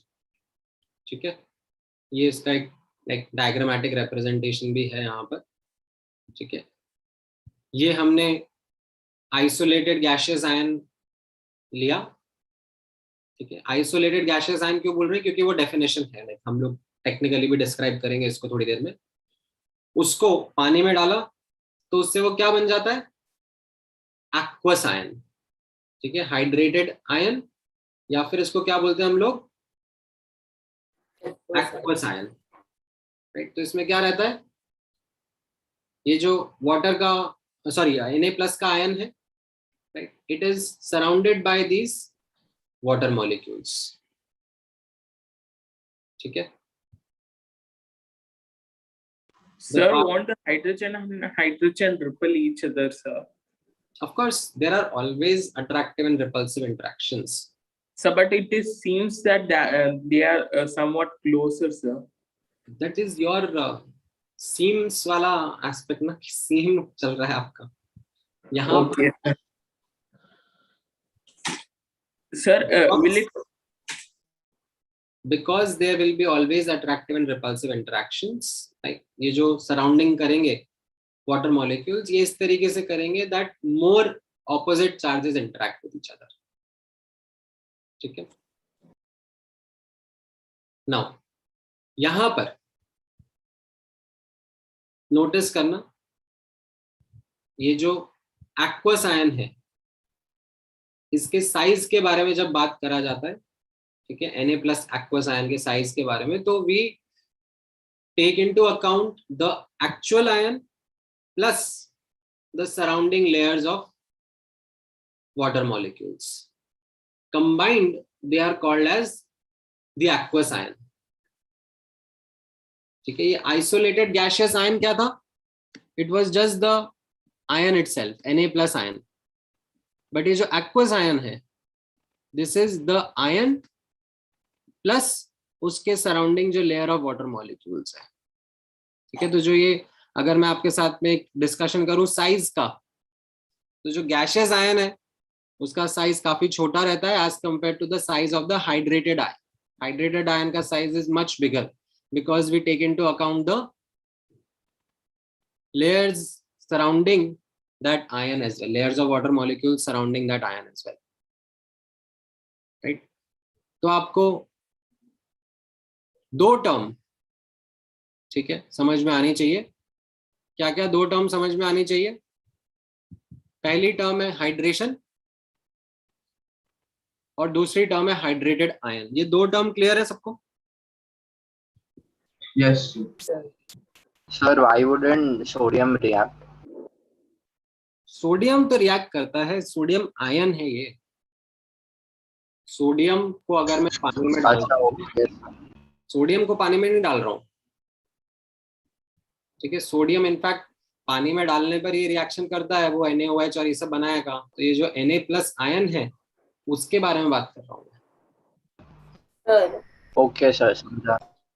हाँ सर H2O तो पहले से ही फॉर्म्ड है ना, मतलब तो फिर वो क्यों ऑक्सीजन उसके पास जाएगा Na+ के? क्योंकि Na+ पॉजिटिवली चार्ज्ड है।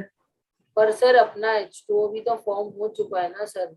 हाँ तो दिक्कत थोड़ी ना, कोई बॉन्ड थोड़ी ना ब्रेक हो रहा है H2O का। अच्छा सर, हाँ सर। तो केमिकल रिएक्शन नहीं हो रहा है यहाँ पे, it is just attraction between opposite charges. Okay sir, ठीक है, there is no chemical reaction that is happening. Okay sir. So what about in case of Cl-, sir? उसमें भी होगा। Cl- में जो वाटर का पार्शियल पॉजिटिव एंड है, Sir, hydrogen. हाँ, हाइड्रोजन वाला side, that will be surrounding the chloride ion. Okay, sir. Hydrated ion बनाने के लिए पानी में डालना पड़ता है। हाँ, that is kind of what the definition is.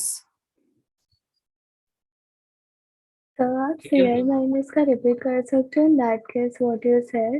Cl जैसे यहाँ पर Na+ को वाटर मॉलिक्यूल्स इस तरीके से सराउंड कर रहे हैं कि O atoms are like surrounding the sodium ion. उस केस में वैसे hydrogen H end, partial positive end, H will be surrounding the Cl- ion. ठीक है? Yes sir, thank you. Now, अब sir So the partial positive end would attract the partial negative end much more, right? Partial positive end would attract the partial Sir, negative of end. sir, of sodium, because many oxygen atoms are being attracted. So the positive end should have more partial positive charge. मतलब तुम इससे क्या decipher करना चाह रहे हो? Sir just curious, मतलब like sodium ज्यादा अट्रैक्ट कर रहा है ऑक्सीजन को, इसीलिए वो लाइक इतना बड़ा बॉन्ड फॉर्म कर रहा है, एक्वस आयन, सॉरी। हाँ तो हाँ ठीक है, मतलब जो तुम कह रहे हो वो है, बट उससे कुछ आगे भी कहना चाह रहे हो, या if you are just validating कि वैसा होगा तो हाँ होगा? Okay sir. ठीक है, अच्छा नाउ थर्ड टर्म यहाँ पे कैप्चर करना, that is going to be called as hydration energy. ठीक है, थर्ड टर्म भी समझना। जब ये प्रोसेस होता है, ऑपोजिट चार्ज एक दूसरे के पास में आते हैं, ठीक है, when these opposite charges come close to each other, this results in release of energy that is called as hydration energy or hydration enthalpy। ठीक है, इसको हम कहते हैं डेल्टा एच एच ई।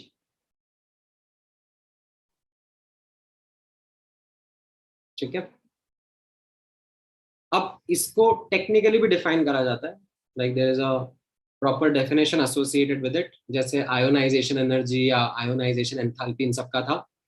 तो यहाँ पे एक स्टैंडर्ड डेफिनेशन नोटिस करना इसका, it is the amount of energy released when 1 mole of gaseous ions is dissolved in sufficiently large amount of water।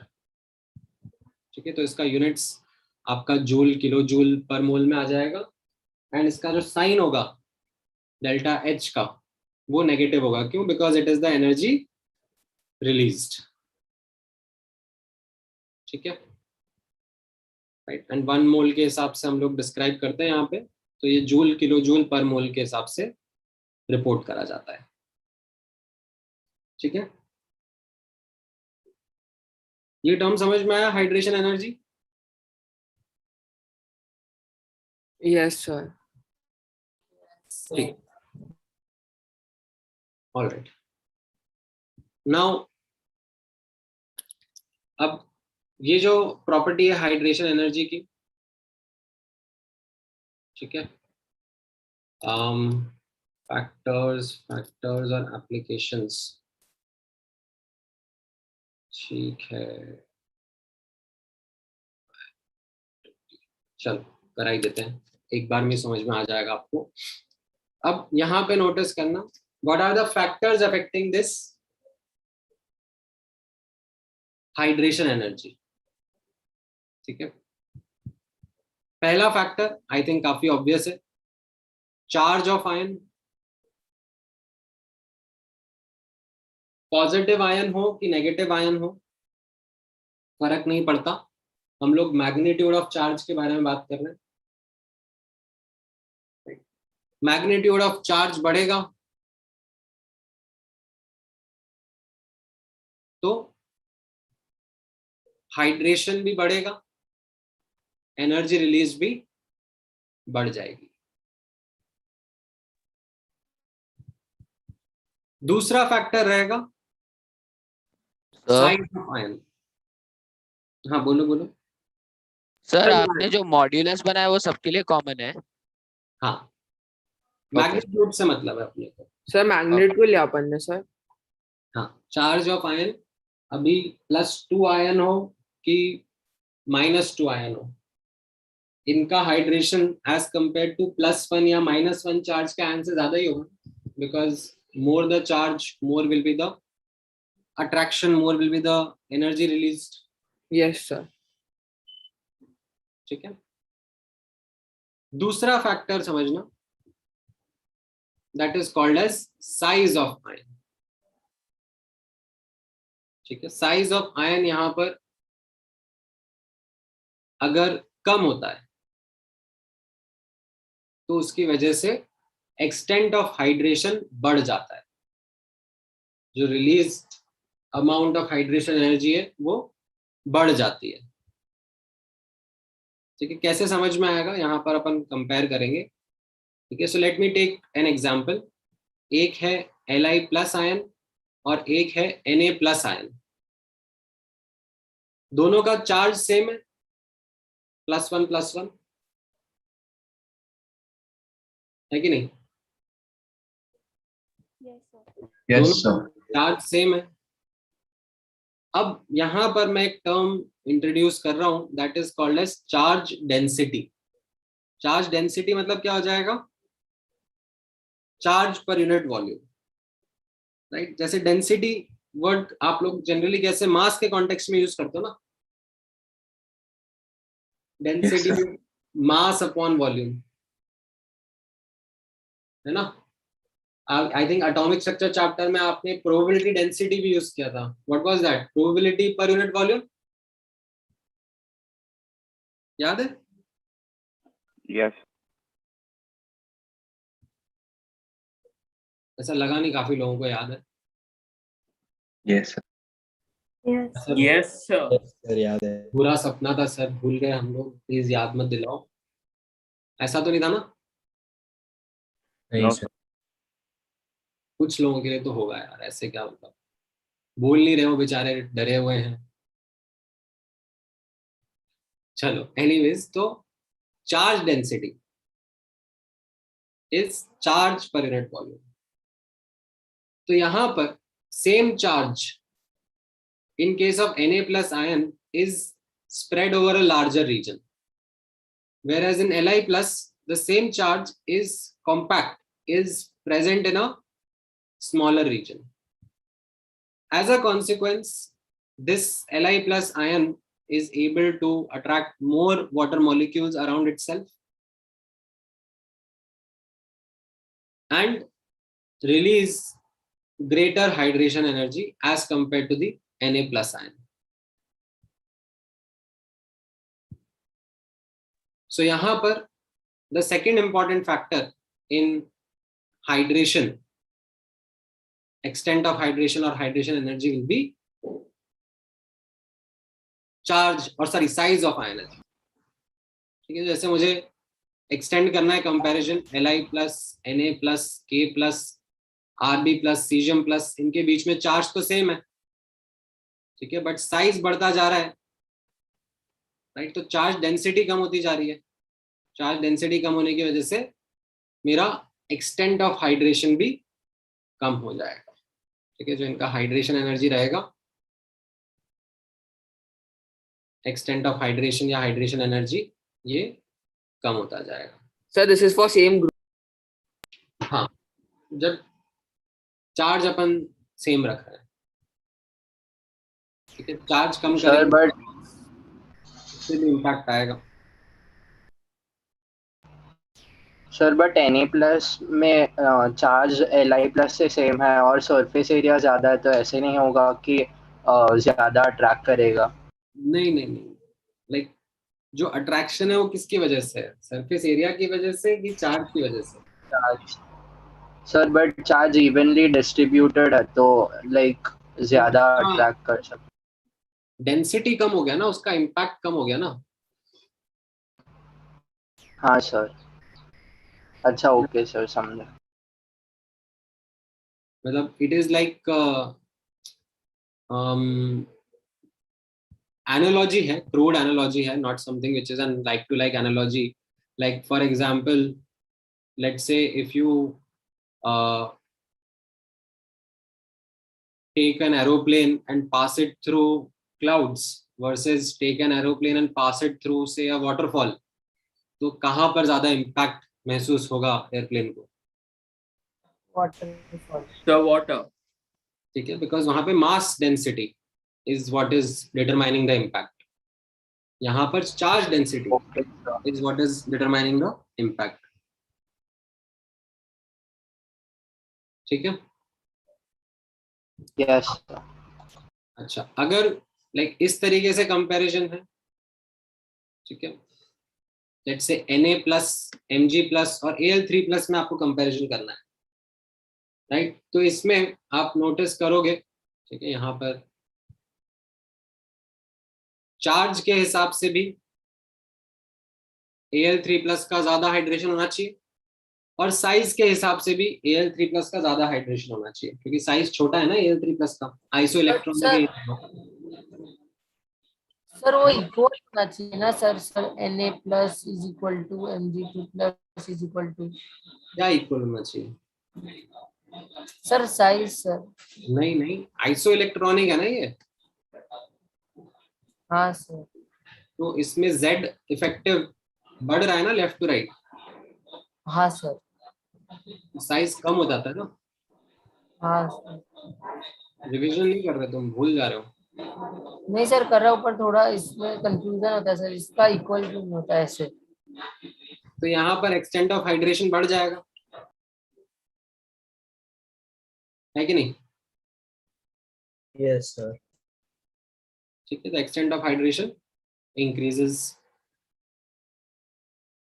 and then let's say if I ask you to compare between N3-, O2- and F-, तो इसमें कैसा रहेगा? इसमें charge N3- का ज्यादा है but size भी ज्यादा है ना? दिख रहा है?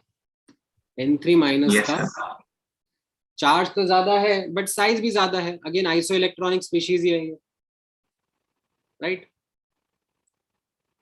हाउएवर यहाँ पे अपन चार्ज देख रहे हैं, लाइक डबल और फिर ट्रिपल हो रहा है। डू यू थिंक साइज इतना सिग्निफिकेंटली चेंज करता है across a period? No sir. No sir. So यहाँ पर again charge dominates, and as a consequence what you see as a trend is N3- will show greater hydration, greater extent of hydration, greater magnitude of hydration energy, greater release of hydration energy as compared to O2- ion as compared to F- ion. ठीक है? Sir आप वो size का क्या बोल रहे थे, आप रिपीट कर सकते हो कि सेम क्यों रहेगा? Across a period significant difference नहीं होगा ना। ओके, तो फिर सर हम लोग Na+ Mg+ का Mg2+ का कैसे बोल रहे हैं? वहां पर तो वापस से सेम ही चीज है कि साइज का फैक्टर एक्चुअली इतना बड़ा फैक्टर नहीं है क्योंकि अक्रॉस ए पीरियड है, बट यहाँ पे मेरे लिए दिक्कत नहीं आई क्योंकि ये दोनों फैक्टर्स एक दूसरे को कॉन्ट्रेडिक्ट नहीं कर रहे थे। चार्ज भी बोल रहा था अल्यूमिनियम 3+ का एक्सटेंट ऑफ हाइड्रेशन ज्यादा होगा और साइज भी बोल रहा था अल्यूमिनियम 3+ का एक्सटेंट ऑफ हाइड्रेशन ज्यादा रहेगा, तो I had a smooth comparison, right? But यहाँ पर that contradiction arises, and that is where we understand that charge will dominate because size across a period doesn't like significantly change. Okay sir, got it. तो ideally मतलब अगर हमें कोई question में पूछते कि compare the size of N3- O2- and F-, it would be as we did it above, मतलब Z effective बढ़ रहा है तो साइज कम होगा, सॉरी घट रहा है तो साइज बढ़ेगा। हाँ ठीक है, But here, because it's across a period and your charge dominates, that's why we don't take it, right? correct. Thank you. ठीक है, अब कुछ रैंडम कंपैरिजन करा दिया, लाइक फॉर एग्जांपल सर इन दोनों के बीच में बता दो Li+ और कैल्शियम 2+ के बीच में, तो अब यहाँ पे चार्ज का भी सिग्निफिकेंट डिफरेंस है और साइज का भी सिग्निफिकेंट डिफरेंस है और दोनों एक दूसरे को कॉन्ट्रडिक्ट कर रहे हैं, तो यहाँ पर I will not be able to subjectively tell you. फिर मैं आपके सामने वापस से हाथ जोड़ूंगा और बोलूंगा कि कोई बुक उठाओ और उसमें से टैबुलेटेड वैल्यूज जो होंगी हाइड्रेशन एनर्जी की उनको रेफर करो और बता दो किसका कम किसका ज्यादा। ठीक है, सब्जेक्टिवली हमारे लिए कंपेयर करना वुड नॉट बी पॉसिबल। कोई इम्पोर्टेंट हाइड्रेशन एनर्जी की वैल्यू याद रखनी है? नहीं, ठीक है, ये समझ में आया फैक्टर्स कैसे हैं, what are the factors affecting hydration energy and या एक्सटेंट ऑफ हाइड्रेशन। ठीक है, अब एप्लीकेशन देख लेना, एप्लीकेशन कैसा रहेगा इसमें। सबसे पहला एप्लीकेशन रहेगा साइज ऑफ हाइड्रेटेड आयन और एक्वस आयन। ठीक है, जो हमने बात करा, what was the definition of an aqueous ion? What is it that we just studied about how to describe an aqueous ion?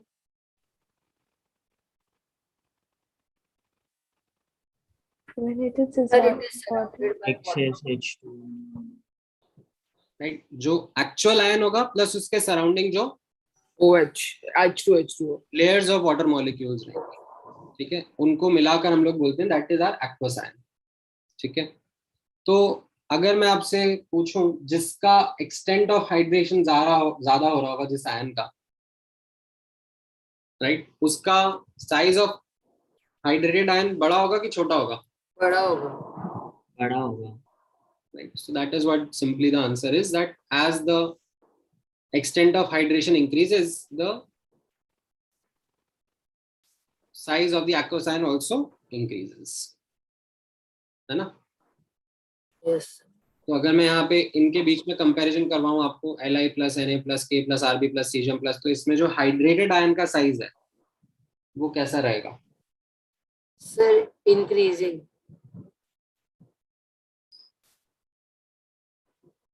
Decreasing, sir. It will increase. But sir, there might be exception in lithium, sir. No, all of them, all over it will decrease only. तो यहाँ पर आप देख रहे हो charge तो same है ना? साइज ऑफ जो गैशियस आयन है वो बढ़ रहा है, ठीक है, तो उसकी वजह से एक्सटेंट ऑफ हाइड्रेशन बढ़ेगा, इनफैक्ट घटेगा, लाइक Li प्लस का एक्सटेंट ऑफ हाइड्रेशन ज्यादा रहेगा। चार्ज तो सेम है ना इन सबका, जिसका साइज एक्चुअल गैशियस आयन का छोटा रहेगा उसका एक्सटेंट ऑफ हाइड्रेशन ज्यादा रहेगा, राइट? तो एज अ रिजल्ट जो एक्वस आयन का साइज है वो Li प्लस का ज्यादा रहेगा। सर ये वापस एक्सप्लेन करना ना, वो साइज ऑफ एक्वस आयन। हर एलिमेंट में same amount of H2 excess लगता है क्या? नहीं नहीं, वही तो अलग है ना। जैसे यहाँ पर अपन ने पढ़ा, जस्ट मैंने आपको ऊपर भी कंपैरिजन करवाया था, Li प्लस Na प्लस, इनके बीच में चार्ज सेम है। हाँ सर। साइज जो एक्चुअल आयन है किसका बड़ा है किसका छोटा है? La3 प्लस का बड़ा है, Na प्लस का बड़ा है, Li प्लस का छोटा है, right? Yes sir. Now as a result extent of hydration, ठीक है, अगर मैं आपसे पूछूंगा एक्सटेंट ऑफ हाइड्रेशन किसका ज्यादा हो रहा था, ऊपर पढ़ा था ना अपन ने, La3 प्लस। Li 3 प्लस कहां से आ गया यार? Li प्लस ही तो है। Li प्लस का एक्सटेंट ऑफ हाइड्रेशन ज्यादा हो रहा है ना? Yes sir. राइट, सो Li प्लस के अराउंड जो वाटर मॉलिक्यूल्स हैं ज्यादा प्रेजेंट होंगे, उसका साइज ऑफ एक्वस आयन बड़ा होगा। हाँ सर, मतलब अलग अलग लगता है। Very good. ठीक है, अंडरस्टूड। समझ में आएगी? हाँ सर। सर हाँ हाँ बोलो। सर कभी ऐसा हो सकता है कि कोई दो एक्वस आयन का साइज इक्वल हो जाए, मतलब सेम ग्रुप में? नहीं नहीं, सेम ग्रुप में नहीं होगा, मतलब कुछ अलग अलग कंपैरिजंस हो सकते हैं इनके बीच में हो जाए, बट सेम ग्रुप में क्यों होगा? सर क्योंकि Li प्लस का साइज, मतलब गैशियस का साइज छोटा है। नहीं, वो मतलब gaseous is very very small as compare to the hydrated ion. Like यहाँ पे ऊपर जब अपन ने लिखा भी था ना, तो ये एक्चुअली इस तरीके से, मतलब जो हाइड्रेटेड आयन है उसका साइज सिग्निफिकेंटली बड़ा होता है as compare to the actual ion. Actual ion तो छोटू सा होता है, उसके अराउंड वाटर मॉलिक्यूल्स कितने सारे लग रहे हैं। लाइक ये तो मैंने सिर्फ डॉट डॉट करके बना दिया, मतलब इसमें आप लाइक एक्चुअल वाटर मॉलिक्यूल्स बनाओगे तो आपको समझ में आएगा ना। Okay sir. हाइड्रोफोबिक एलिमेंट्स का हाइड्रेशन एनर्जी 0 होता है ना? नहीं,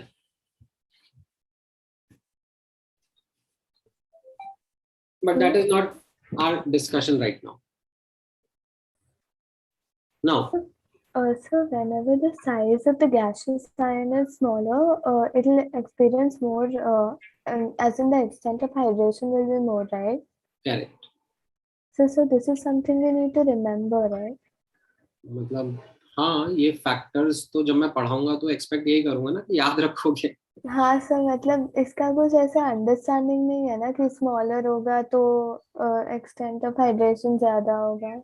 ये चार्ज डेंसिटी बताया तो था मैंने. ठीक है सर, वो अच्छे से समझ में नहीं आ रहा है वो चार्ज डेंसिटी पार्ट. क्यों चार्ज डेंसिटी मैंने वैसे वो इतना ऐसे अमेजिंग सा एरोप्लेन और बादल वाला दैट. आप ये सोचो ना, यहाँ पर जो चार्ज है, दोनों में चार्ज तो सेम है, यस सर. राइट. अब यहाँ पर Na+ में वो चार्ज डिस्ट्रीब्यूटेड है over a larger region, whereas यहाँ पर वो चार्ज कॉन्सेंट्रेटेड है, right. Yes sir. So that charge which is more concentrated will have a greater attraction, a greater pull with the adjacent H2O ions, no? Okay. कि अगर ज्यादा देखो दिक्कत आ रही है तो ध्यान में भी रख लोगे तो काम चल जाएगा. हाँ, क्योंकि मुझे वही नहीं समझ रहा है कि ऐसे छोटा है तो why is it being surrounded by more layers of H2O? Because charge is what is the important factor in terms of how water molecules get attracted, no? So if that charge is concentrated versus that charge is spread, the spread out charge will be less effective in attracting. Sir, if the size of gases The third fact. then the size of aqueous will decrease. हाँ, ऐसा ही पढ़ा ना अपन, अगर charge same है तो. Okay, only if the charge is same. हाँ, अगर charge अलग अलग वजह से, वापस से अगर मैं यहाँ पर आपको पूछूं कि इसमें Na+, Mg2+ और Al3+ में किसके एक्वस आयन का साइज बड़ा होगा, तो क्या आंसर रहेगा आपका? Al3+. ठीक है, चार्ज ज्यादा है ना यहाँ पे, उसी के हिसाब से डिसाइड हो जाएगा. ठीक है, ऑलराइट. देन नेक्स्ट एप्लीकेशन देखना है यहाँ पर, that is going to be ionic mobility. Ionic mobility का मतलब क्या हुआ? Movement of ion in solution. ठीक है, तो जैसे आप लोगों ने पढ़ा होगा कि इलेक्ट्रोलाइट्स या इलेक्ट्रोलिसिस का प्रोसेस कैसा होता है, उसमें एक सोल्यूशन लेते हैं और उसके अक्रॉस पोटेंशियल डिफरेंस लगा देते हैं. Yes, sir. है ना, यू टेक अ सोल्यूशन और उसके अक्रॉस आप पोटेंशियल डिफरेंस लगा देते हो, एक तरफ पॉजिटिव इलेक्ट्रोड, एक तरफ नेगेटिव इलेक्ट्रोड, और फिर क्या होता है, जो आयंस होते हैं वो ऑपोजिट चार्ज इलेक्ट्रोड की तरफ मूव करने लगते हैं. Yes sir. ठीक है, तो जो उनका मूवमेंट है, ठीक है, उसका स्पीड जो है उसको हम लोग आयोनिक मोबिलिटी कहते हैं, कि कितना स्पीड से आयंस मूव कर रहे हैं from one region to another region. Now that is somewhat dependent upon the hydration of that ion. ठीक है, तो यहाँ पर नोटिस करना, अगर एक्वस आयन का साइज बड़ा होगा, ठीक है, एक्सटेंट ऑफ हाइड्रेशन ज्यादा होगा, जिसकी वजह से size of the aqueous ion बड़ा होगा, तो आयन बड़ा होने की वजह से क्या हो जाएगा, बल्की हो जाएगा, तो उसका जो मूवमेंट है, मोबिलिटी जो है वो रेस्ट्रिक्ट हो जाएगी, कम हो जाएगी, राइट. बिकॉज यहाँ पर ये जो आयन है इसको एक जगह से दूसरी जगह मूव करना होता है ना, in this water as a medium, तो वो क्या है, बाकी वाटर मॉलिक्यूल से टकराता भिड़ता जाता है. ऐसा थोड़ा है कि लाइक ये एक आयन है, यहाँ पर एक इधर पॉजिटिव इलेक्ट्रोड लगा दिया, एक नेगेटिव इलेक्ट्रोड लगा दिया, तो ये पॉजिटिव आयन जो है वो स्ट्रेट फॉरवर्ड एकदम लाइक मार्च करते हुए लेफ्ट राइट लेफ्ट चला जाएगा, ऐसा थोड़ा ना होता है. इट एनकाउंटर्स कोलिजन्स, ये जाता है, फिर कुछ कोलाइड होता है, फिर कुछ कोलाइड होता है, फिर कुछ कोलाइड होता है, ऐसे जिगजैग करते हुए इवेंचुअली डेफिनेटली पहुंच जाएगा towards the opposite charge plate, because that is what it is being attracted towards. But it's interaction with other molecules or other ions plays a role. And इस case में अगर जो ion है वो बल्की होगा, बड़ा होगा, तो उसकी मोबिलिटी रेस्ट्रिक्टेड रहेगी.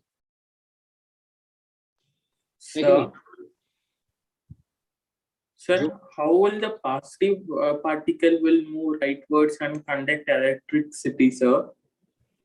How would what? Sir, that a negative, sir, how is that conduction, sir? Like opposite charges attract each other? Sir, but it won't be passing out the electron, no, sir. It won't be what? Passing the electrons to that other electroid. वो तो जब वहां पहुंचेगा तब करेगा ना. Okay, sir. अगर यहाँ पर आयंस प्रेजेंट हैं और मैंने यहाँ पर ऑपोजिट चार्ज इलेक्ट्रोड्स लगाई हैं, तो the ions will move towards the opposite charge electrode because of something called as electrostatic force. Yes, sir. तो तुम्हारा डाउट क्या है? Nothing, sir. ओके, ठीक है.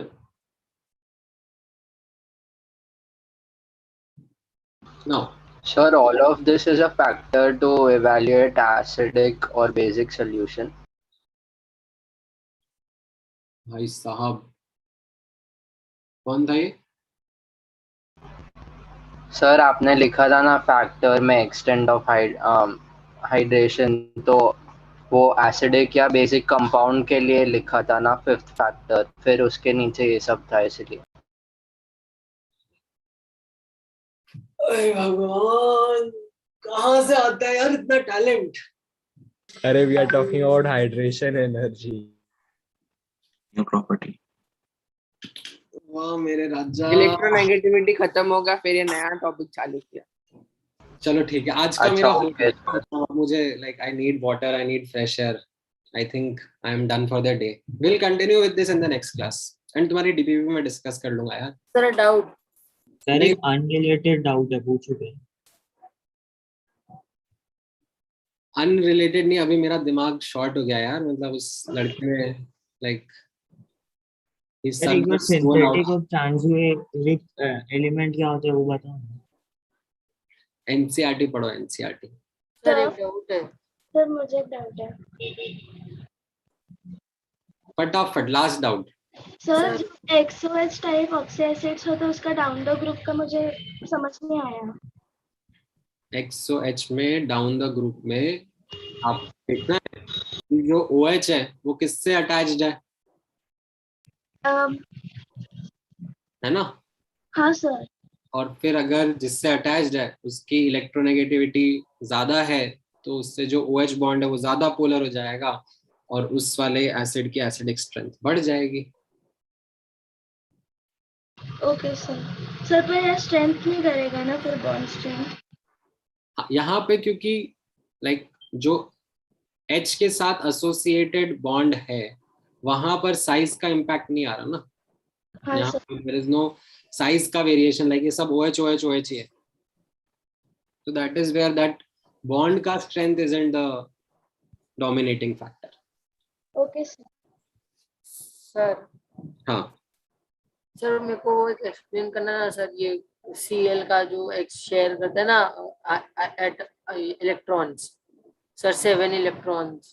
हाँ वो एक्सप्लेन करो ना सर. वो केमिकल बॉन्डिंग चैप्टर में करेंगे.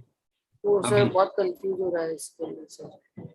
ठीक है, कोई दिक्कत नहीं है, अभी उसको होल्ड पे रखो. जब केमिकल बॉन्डिंग चैप्टर पढ़ेंगे तब अपन लोग ये स्ट्रक्चर्स डिस्कस करेंगे. Okay sir. और सर आयोनिक बॉन्ड और केमिकल बॉन्ड उसमें होगा क्या? हाँ, उसका नाम चैप्टर का बॉन्डिंग है ना. हाँ सर. ठीक है, चलो. All right guys, thank you. Thank you sir. Bye. मेरे को प्रीवियस लेक्चर का डाउट है. अपन नेक्स्ट लेक्चर में डिस्कस करेंगे.